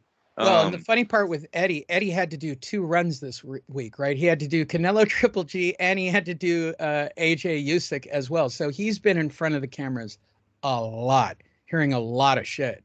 I mean, it must have been a little stressful for him. I would actually keep the B-Vol comments coming if I was Team Triple G. Not from Triple G himself, but plant some guys in those interviews that can keep bringing up B-Vol's name to keep Canelo occupied with that night, and maybe there is a different outcome when these two fight in September. I like that. See, I like the way you're thinking. You're thinking like a real manager now. All right, there's hope. All right, I might let you actually manage now, Andrew. Miguel. Well, I mean, this seems like a no-brainer. Like this, he kind of has to say that, because like, how bad would it look to say like, yeah, I'm sure, but it better beef can beat Bivol, and Bivol just beat Canelo, and I know boxing math doesn't work out that way. A beats B, and therefore A can beat C, or how the fuck it is. I obviously get it that doesn't work out that way. It doesn't always work out that way. Sometimes it does, but not always. So there's no for sure thing. It's about styles, right? So I'm sure he's not gonna say, oh yeah, better beef will fucking whoop Evol's ass, who just got done spanking fucking Canelo. So it's kind of like, if you've ever entered a tournament, back in the day when you lose to a guy in the tournament, you kind of hope that guy goes all the way to the finals and wins. You say, okay, so you can say like, yeah, that I lost to the guy who was the eventual winner. Who won? Yeah, right. Yeah, exactly. So understandably, he's saying, okay, yeah, Bivol beats fucking better be if the fight goes down. So it makes that fight, it makes the loss not as bad, not sting as bad. So of course he's gonna say that. To some degree, I kind of agree actually, because Bivol is a little bit more of a technical fighter. At least that's what he showed with Canelo, and Better Biev got a little sloppy. He gets sloppy. He's been dropped a couple of times in his career. He's gone back up and won each time, of course, and ultimately like wiped him off the floor with his opponent. But he leaves himself open. He's very vulnerable, and that leads to some exciting fights, because when you're vulnerable, he's almost like Miguel Cotto. Miguel Cotto is very technical, but he left himself open a lot, and he got hit a lot, and it made for some really dramatic fights, and it's good, it's fun, it's entertaining. So that's how I feel Better Biev is. He does square up sometimes, and he does get hit. It just he didn't really do much. We didn't see it in this fight with Joe Smith Jr., but nonetheless he leaves himself open like that. So if that's what he's talking about, I'm talking about Hearn. I mean, yeah, I guess that would make sense. It would be an easier fight for Canelo, because I'm sure Canelo will probably land some solid shots. I mean, he's not going to fight, Better Biev, but if he ever does, like, he'll fucking land on Better Biev. I'm sure he will. Better Biev is going to leave himself open, and he's going to get hit. Whether or not he gets hurt or knocked down or whatever is another story, but he will leave himself open to get hit, because he gets a little sloppy like that sometimes. It's just that his power usually bails him out nonetheless. So I guess that's what he's trying to say. But of course he's going to say this. There's no fucking way he's going to say Bivol's going to get smashed. It's going to make his guy look even worse, and that loss the Canelo had to Bivol look even worse. So I get what he's saying, and I don't disagree. I guess to some degree I get what he's saying, but yeah, he's not gonna he doesn't want to throw his own guy under the bus, obviously. All right, get ready. Fast action. The lightning. Hold on. It's an interesting fight. But I'm sorry, Better Beef has Canelo on the ropes like Bivol did, punching through his defense. It's very hard to say Canelo's going 12 rounds with that. I watched Canelo get frustrated off a lot smaller men. Lara, Trout, Mayweather, Bivol. Better Beef looks like a whole different type of human being in that ring. Better Beef frustrated because he probably couldn't hit him the way he wanted to hit him. Better Beef is going to be there punched to be in the face way too much. Yeah, that too. He was getting punched in the face. Now you got a guy who's got a 100% knockout ratio, being able to punch you in the face way too much. Once again, that Bivol matchup looked like a style of a great little man fighting a great big man. That doesn't change in the Better Beef fight. Listen, and I get what you're saying. Now that I read it over, I get what you're saying about the Better Beef is an easier fight for Bivol than Canelo. He beats him. I get what you're saying there. Didn't like how I think he's trying to set up that fight, and I think because it's been coming up on tour, and I still don't like it. You don't talk about your wife, and Canelo is married to DAZN and Eddie Hearn, and you don't. I just don't like it. I would have left his name out of that. It's very hard to, but to me, with Canelo's type of the attitude Canelo has, I leave him away from this. Well, this is where I think people should employ the Floyd Mayweather interview strategy when they try to talk about other things around him. I'm here to talk about this fight. I'm here to talk about this fight. Yeah. Are we going to talk about this fight? Let's talk about this fight. Let's talk about Triple G. Yeah, styles make fights. Let's only look at this one. Something like, I don't know, just been able to approach that a little different because you do not want to. Likes being in front of the Saul camera. will break up with your ass. He will divorce you. No, he will move on. He will cheat on you. Find another. He will cheat on you. He will monkey branch off into somebody else. Oh yeah, it's called laddering. He will ladder for sure. I am very interested in Bivol versus Better Beef, though. This is an excellent fight. The diehards are going to argue about this one all the way to the opening bell. Yeah, it's I like Better Beef, man. I think the guy looked really legit. He's almost looked good in all of his wins, and Miguel, the 2 knockdowns, you're right. But then when you get up and knock the guy out, it always erases that. It happened for Trinidad. It happened for De La Hoya. They were all dropped early in their career. They're coming out. They're getting fresh. Then they knocked the guy out, and no one ever talked about that when it was all said and done because they ended up winning the fight. But it still shows the vulnerability. Is my point. It still shows that or yes, it could be granted, that third green. Took in, or it could be the green. Yeah. It could be that third green. He only has 17 fights in his professional career. They move these guys a lot faster than they do the American boxers. So it could be a whole bunch of things. But what an excellent fight this is. I just hope that they sign this one and we get it while it's hot. This thing is red hot right now. For the diehards, Lee, I know the casuals don't know who the fuck these two guys are. But for the diehards, this thing is going to be huge in the boxing world. With that said, let's do some amazing press releases this week of fighters that are going to fight. And we'll do a quick lightning round. One that I didn't put up, Austin Trout to fight in, I guess, Colombia or Brazil First of all, who knew that Austin Trout was still fighting? Are you interested in his return, Miguel? I guess it would depend who he's fighting, but I don't think he's going to be able to fight top-notch dudes anymore. He's pretty much lost to all of them at this point. So I guess to retract that first answer, no, not too interested in seeing him, no. Miguel, Andrew. Did you just say Austin Trout? He's got to fight. Yeah. Press release this week. We don't care about. No one cares about this guy. All right. How about Caleb Plant making his return to the ring? Ooh. That's a good now. one. Are we getting interested? Okay. Yes, I'm intrigued. Yes.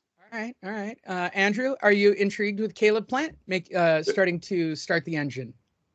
Yes, I would like to know who the opponent is. But yeah, definitely. I would like to see Caleb don't need really a comeback fight. It's sad how we always think these guys need warm-up fights and comeback fights and blah. When they're on top of their game, they're on top of their game. Right now, he seems like he's in tip-top shape. I would really like him to just come out and fight one of the other guys from the PBC stable. There you go. They put it out there, Benavidez or Charlo. So we could do the old Yeller. That's awesome. This is a good old Yeller routine, right? So we call this for those of you who have never listened to the show, we call this the PBC Old Yeller routine. Bob does it. Every fight group does it. Caleb Plant against a Charlo or a Benavidez? Somebody stays, someone must go. Probably Caleb in this particular case, but he's got enough name power, Andrew. He's got name power and he's got the experience of fighting Canelo for 12 rounds, man. He had to have learned something, if not confidence, learned something in the ring that night. Also, he learned through the promotions of how to deal with that type of situation. There is no reason to take a step back. Let's move forward. You fight Benavidez or Charlo, and if you win, dude, the sky's the limit. And if you lose, well, hey, at least you got 2 back-to-back paydays of 5 million and 5 million and you're out of not out of here, but then you start over. That's when he would have to start over. I wouldn't start over just because of one loss, not when his name was so hot and he actually went 12 rounds. He had that little moment where he was talking to Canelo that kind of went viral where Canelo kind of he told him he had good boxing skills or whatever. That was confidence for Caleb Plant right there. Let's move on to the next fight and try to get our title back. Miguel. Well, just a quick correction. He didn't go the full 12 rounds with Canelo. Nearly, he did go 11, and he got stopped. So I think Oh. if there any reason that he's taking a fight that he would want to take a warm up, it's going to be the confidence builders. He needs to get his confidence back. I'm sure to some degree his ego was shattered. He legitimately thought that he can fucking stand in there with him, and for a little bit he did. It's just that ultimately it was the Canelo being pound for pound dude. Now they stopped the fight, correct? Yes, the referee stepped in. Yeah, it's considered a Yeah. TKO, but the referee stepped in exactly. So he got up, whatever. So he almost with the full 12 rounds, which then in and of itself is accomplishment, right? But unfortunately, he was stopped, and that's really the only reason I would think that he would want to take a step back, just to get a quick confidence builder type of fight, then back into the mix. But no more than one. Miguel, like, let's not give him a one. I still got to argue Benavidez and Charlo are a step back. These guys are not Saul Alvarez. There's no need for you to cherry pick some Argentinian fighter that we've never heard about before just to see him say, oh, look, his feelings are better. You are a top athlete. You performed with one of the pound for pound best in the world for 11 rounds. You didn't get knocked out. You got stopped on your feet. You move forward. There is no reason to do a amateur-like bout with Caleb Plant. He has passed that. He passed that test. This is what boxing used to be. And dude, it worked. Guys that had like 4 losses, they still got big fights because all 3 or 4 of their losses came against other legends or other champions. No one gave a shit. That's when boxing used to be about styles make fights. It wasn't about, where they were in their career. If they're the elite and they're matched up with A and B, does not mean, B and C are going to be the same, have the same outcome. That's what boxing used to be like. I would like to see us get back to it. These guys only have so much time in their primes. PBC loves stretching their shit out. I don't like that. Benavidez Charlo versus Caleb Plant pay-per-view. I buy it. I don't need a warm-up fight. It's a good fight already. So the top. So go into the deep end right off the bat. Is what you're saying? Like forget anything because Yes, those because fights. I mean, granted, they are compared to not Canelo, Saul Alvarez. Right. Charlo almost lost his last fight against some dude from Mexico no one even knew about. He almost lost that fight. Yeah, he looked bad.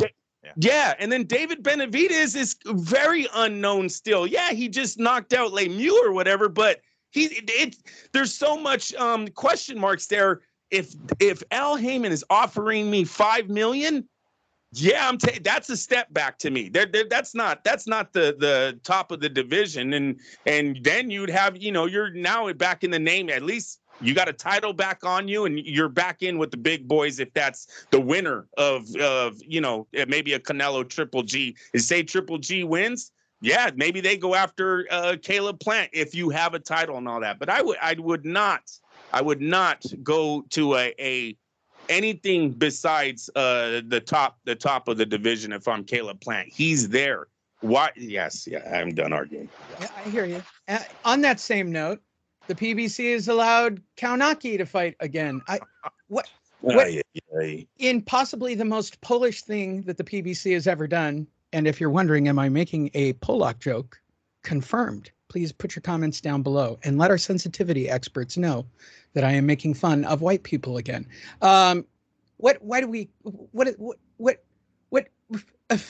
So first, he's not going to play the game. He's out, he's in, he gets beat. What happened to the dude that beat him? Okay. Has anybody heard? The Hellenius dude? Yeah, where the fuck did Hellenius go? Has anybody heard from Hellenius? It's the PBC way, man. His name is floating around somewhere. The fact that this guy gets a headline and not fucking the guy who whooped his ass twice. The second time was worse too, right? Doesn't he cakewalk him on the second fight? Yeah, he fucking does a paint job on him. Yeah. Oh my god. Bravo, PBC. Bravo. Yeah. I mean, I'll watch his fights. They're entertaining, even if it is mean getting his ass handed to him. I'll watch the fights, and he still got the pop regardless. But yeah, it kind of sucks that he's getting more spotlight than fucking Hellenius. All right, here's my question for Andrew. Do you think Al's treating him like this because he's Polish? Yeah, no, Lee. I'm not behind closed doors. I don't know what the contract situation was with Hellenius. They might have had only a couple of fights, and those, maybe they're not under contract with him. This young man right here, he was a ticket seller there in Chicago, I believe, is where they were bringing him out of.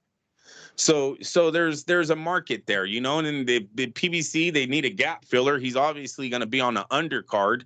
It looked like it was the Danny Garcia comeback, right? That's what this fight is. Yeah. So it's just a gap filler fight. No, it's not a bad thing. It's not like he's, you know, main event type guy. So I don't even know if he's a co-main event. I think it will be a sad card if this is the co-main event to that fight. It's sad, and it's probably a pay-per-view. Just saying that out loud so we can. Who's he fighting? Is the guy he's fighting undefeated? Blah blah blah. It's my biggest fight. I remember looking it up. It says who he is. I had never heard of the guy ever. Vant Kaunaki, blah blah blah, blah blah blah. The foot. Where is it? I did read it. We don't even have it. TBD. No, he's fighting. Turkeys? Aaron. Yeah, turkeys, or not a turkey. Andrew, he's not a turkey. And remember, we're very big in the Middle East. Ali Aaron Demiraz. Oh my God, they went full white guy against full terrorist angle. Whoa, geez, there you go, Lee. Yeah, we're real big in the Middle East. Why don't you go out and proclaim them all terrorists? There you go.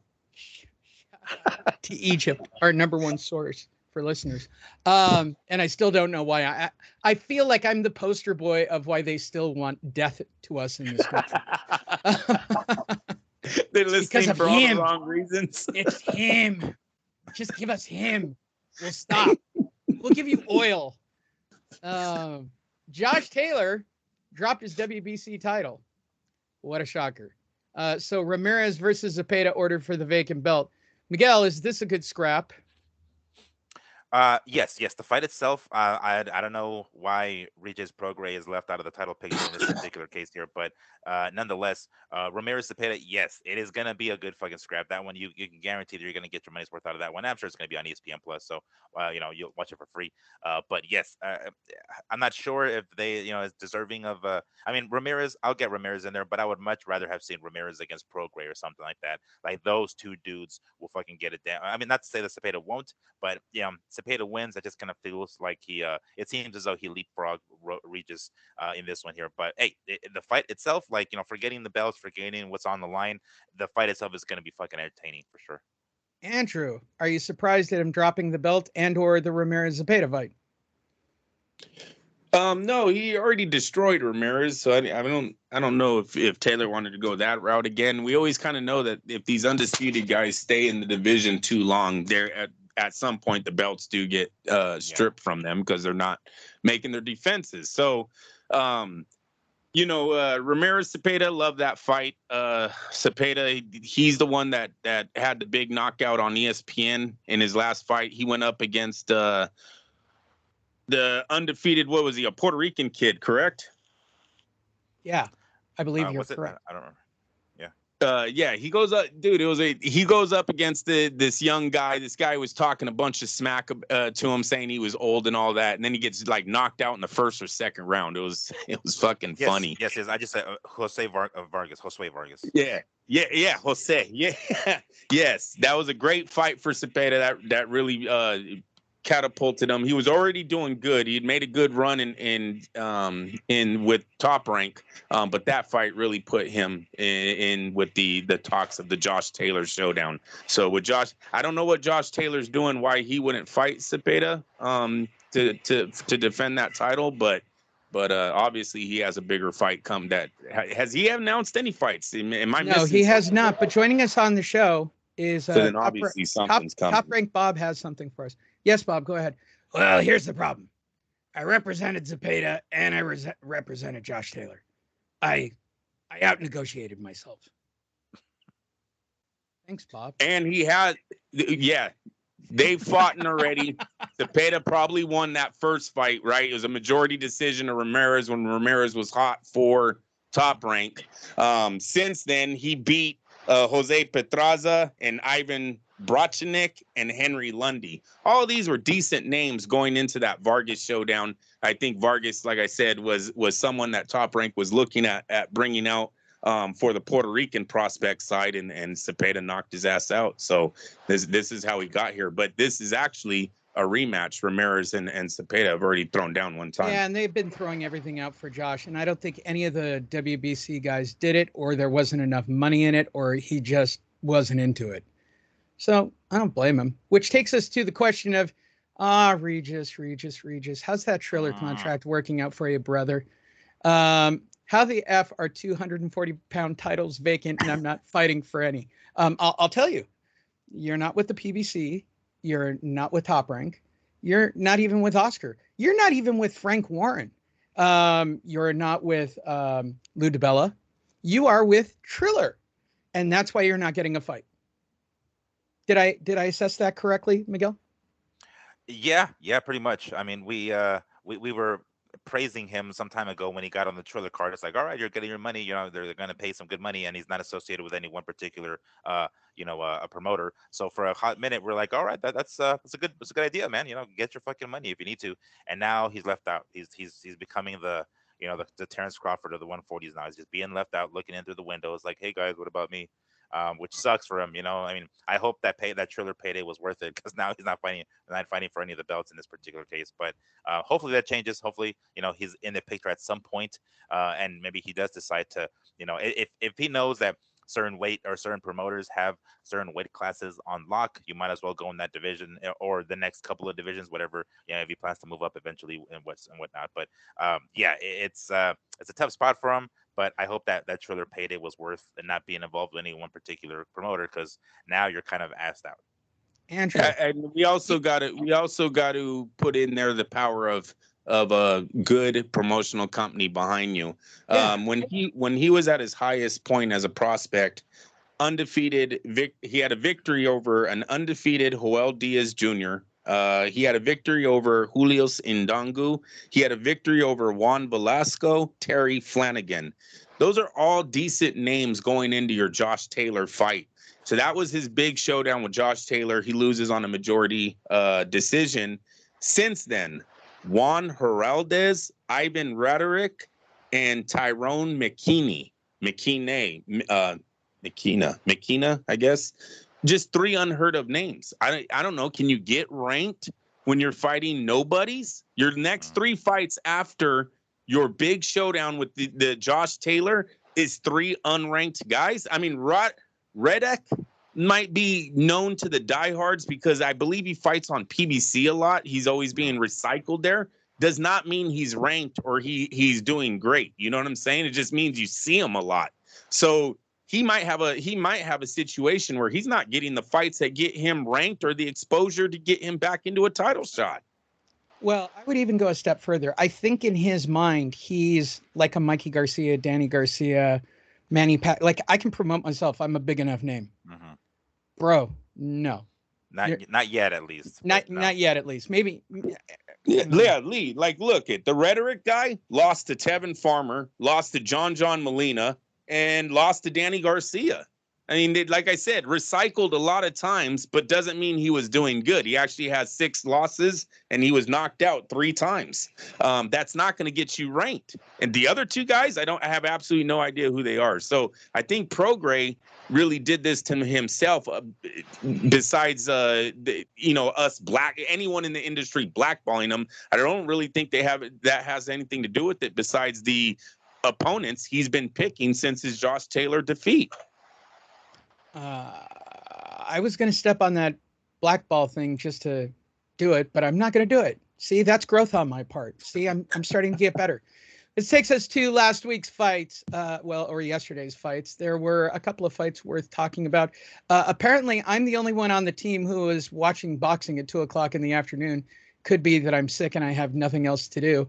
The whole thing kind of opened up with Mark Chamberlain fighting this guy named Mark Vidal in what was just a one-sided ass whipping of fun to watch. I got to be perfectly honest, because English fighters all seem to think that they are the king shit when they've got like what do they call it? The Commonwealth title. If you've got a Commonwealth title, you got nothing. And by the way, that's not even as bad as he's got that WBC, the gay belt, the one that's got the gay flag on it. What is that? The Intercontinental? Am I thinking? I don't know. It's some made up shit. But right, it's like the international silver gangster or whatever, but it's got the gay pride flag on it. I just love that No belt. shit, really? Oh god, I I didn't see the belt. cannot even make that shit up. Or is it the Commonwealth title itself? It's the Commonwealth. Yeah, I think That's you're the talking one that's got Oh, the gay flag on it, yes, right? I got you. Oh my God. I It's just the got it. best. Holy crap. It's the best. Like these guys hold it up with such pride when they're in England. I'm like, are you signaling for a date after the fight? There is Tinder, by the way. Did anybody watch this fight besides me? Okay. No, I Moving certainly forward. didn't. All right. Zolani Tate brutally beats Jason Cunningham in the 4th round. Let me help you out. First of all, they wanted Cunningham to win the fight. Okay. There was no question about it in the way the reporters even talk about it. Tate, by the way, nickname last born son. Yeah, I would agree. Your mom's dead. Probably. You got a high percentage on that one, bro. Actually did really well, and he took him out in four rounds, which takes us to the main event. And this is a very interesting dude, and we got to start talking about him. Joe Joyce dropped Christian Hammer 4 times in the 4th to stop this fight. He's real easy to hit. First of all, for those of you who don't know about Joe Joyce and why he's in the discussion and why I'm even willing to discuss him, he is now the mandatory for the WBO. He's ranked number 2 by the WBC. This dude's a real player. You've got people in England who are from England who are champions. You've got another English guy who is now ranked way at the top of the division.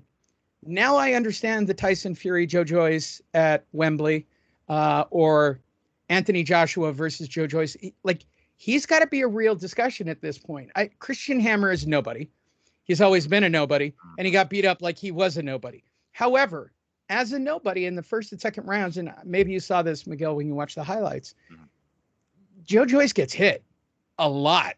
Like, he takes a beating.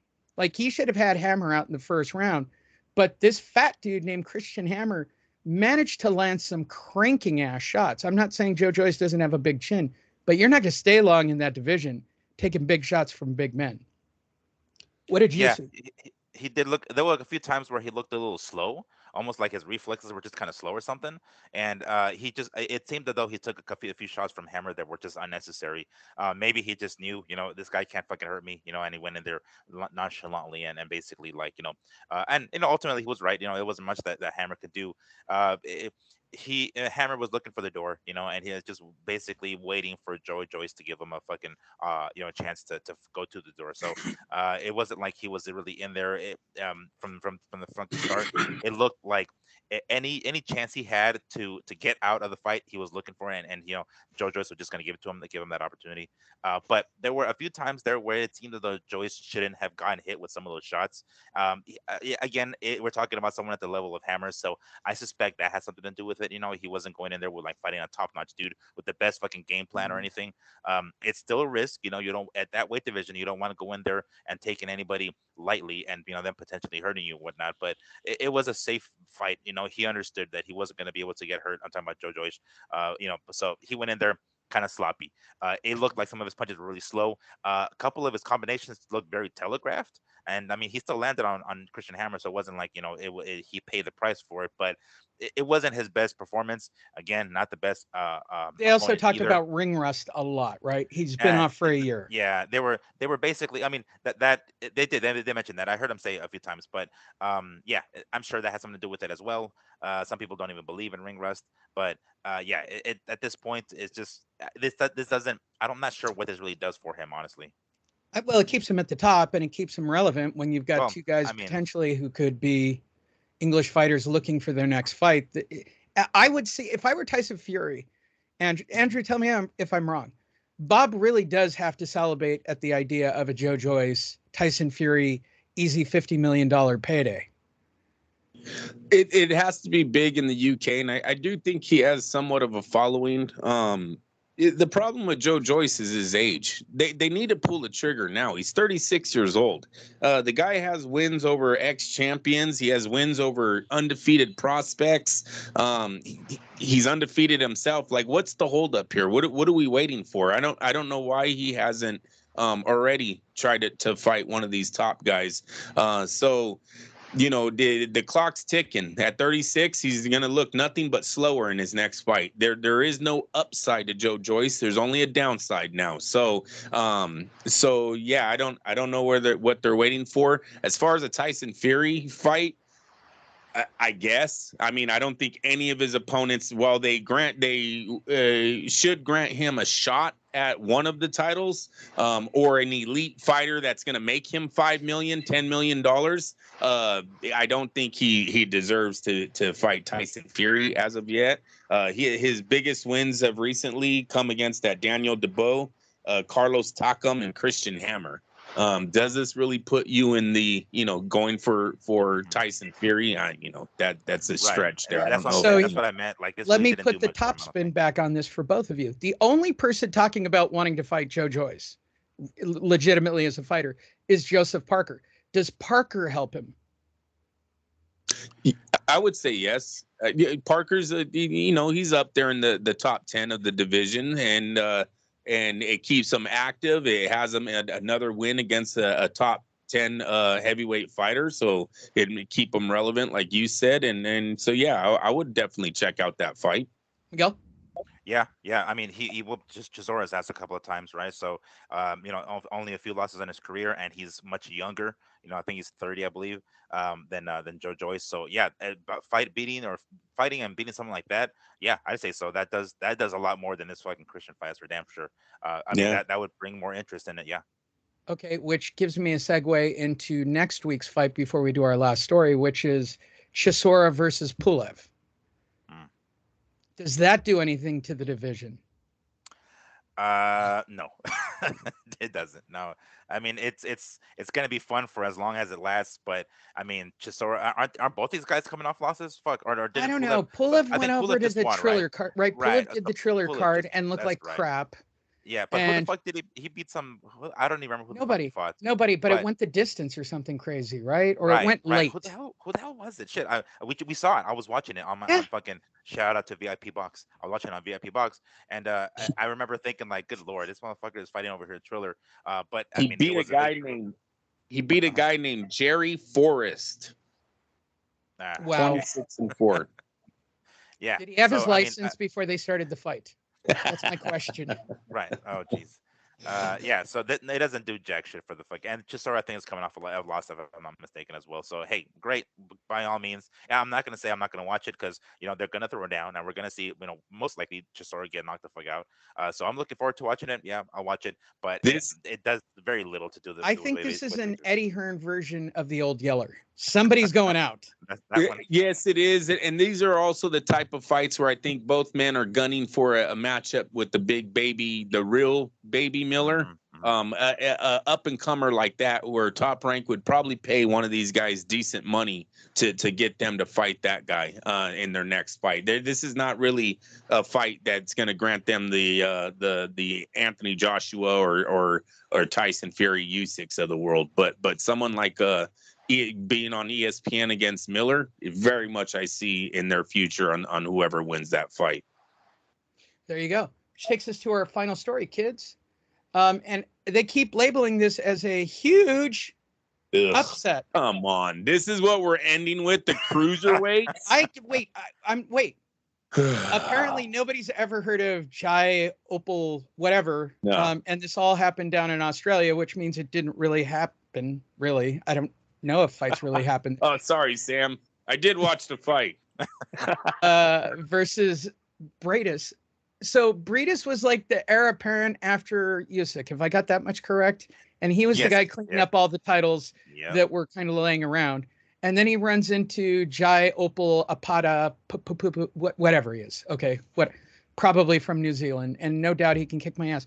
I don't know why everybody's raving about this being such a huge upset. I mean, like, it's on the front of every boxing website today. Am I crazy, Miguel?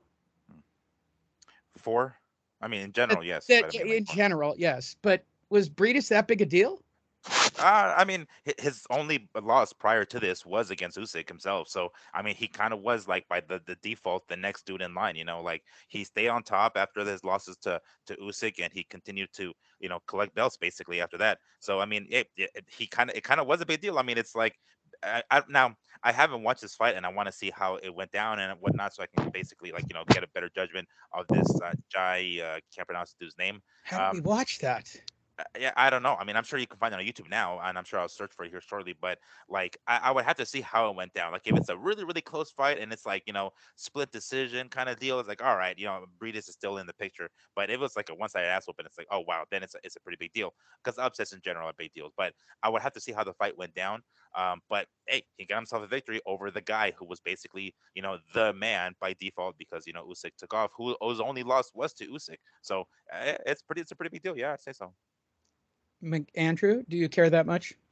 He's 6'2" and has a 76-inch reach. Get your ass into the heavyweights already. Stop messing around with these wannabe heavyweights. I mean, I never understood why cruiserweights got such a bad rap. I mean, in the UFC, you just call them light heavyweights, right? Or right, you label them at 205 as a light heavyweight. And even in jiu-jitsu, you're not quite a heavyweight. You're not quite a middle. Like, it's the same thing. Like, there is some hatred for that 205 category. But Badu Jack and Sergey Kovalev are top 10 in their division right now. There you go. It's come on. Australia's been waiting for a champion. They've got one, and now Jai can fight, one of those guys. Too. Literally, if they wanted to make money, you get Sergey Kovalev and Badu Jack immediately in Australia, and you have them defend his titles. They're both ranked top 10. Why not? Why not? I like the Badu Jack fight. Jack has never had any pop on his punch. I mean, that's a great fight.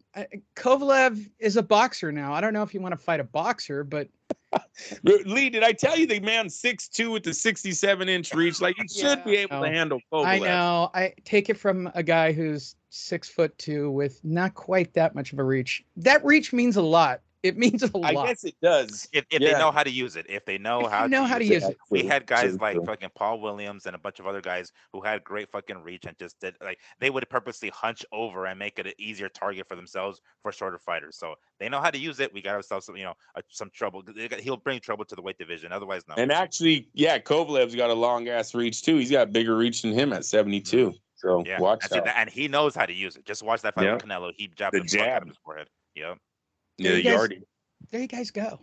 We gave you an old school Fight Net Radio ass whipping 2 hours and change of Fight Net Radio goodness. I am not dead. Andrew, is there anything you'd like to add? I've been told numerous times we need more content. They're flying through our shows and they want more, Lee. So I don't know what we have to do. I will make sure. Actually, there is a plan in place. I've even had the request of doing the call by call on an older fight. Yes, sir. Well, Miguel, as we have talked about before, we are the content division, so we gotta step up our content game. We might have to go back to a Wednesday show of a watch along as well. Just pick out 15, 20 minutes of something we enjoy and watch the highlights and go to town on it. So if that's what you guys want, then that's what you guys shall get. We actually appreciate everybody. Anything you'd like to add, and Miguel? Just keep an eye on this weekend. There's gonna be a couple of fights. We already mentioned Chisora and Pulev. We also have some Andrew's favorite promotion, PBC, on Showtime. Mike Sayo is taking on Ray Vargas. That's gonna be an entertaining fight for Mike Sayo's PBC featherweight title. So that one's gonna be entertaining. I can't forget that one. So smaller guys, but nonetheless, names. Ray Vargas. He's the tall Mexican, right? That's the tall dude. The 6 foot. Oh shit, he's that tall? I didn't realize he was that tall. Goddamn. But he's a tall dude. Yeah. I want to say he's the really, really, really, really tall one that looks ridiculous in the ring. Yeah, and we know what Magsayo did recently, right? I think taking the belt off of Russell Jr. So that's gonna be a good one. Can't forget about that one. So there you go. Now you guys are completely up to date, and if you want more content, we'll get you more content this week. We will certainly add another get to know your fight person. I'll work with Miguel and get you some additional content. I'll get with Andrew and Miguel, and we'll do another watch along and chop it all up for you, as the kids say. Click like, subscribe, follow us, go to our page, boxingtonight.io. And of course, follow us on all forms of social media. Thanks everybody for listening.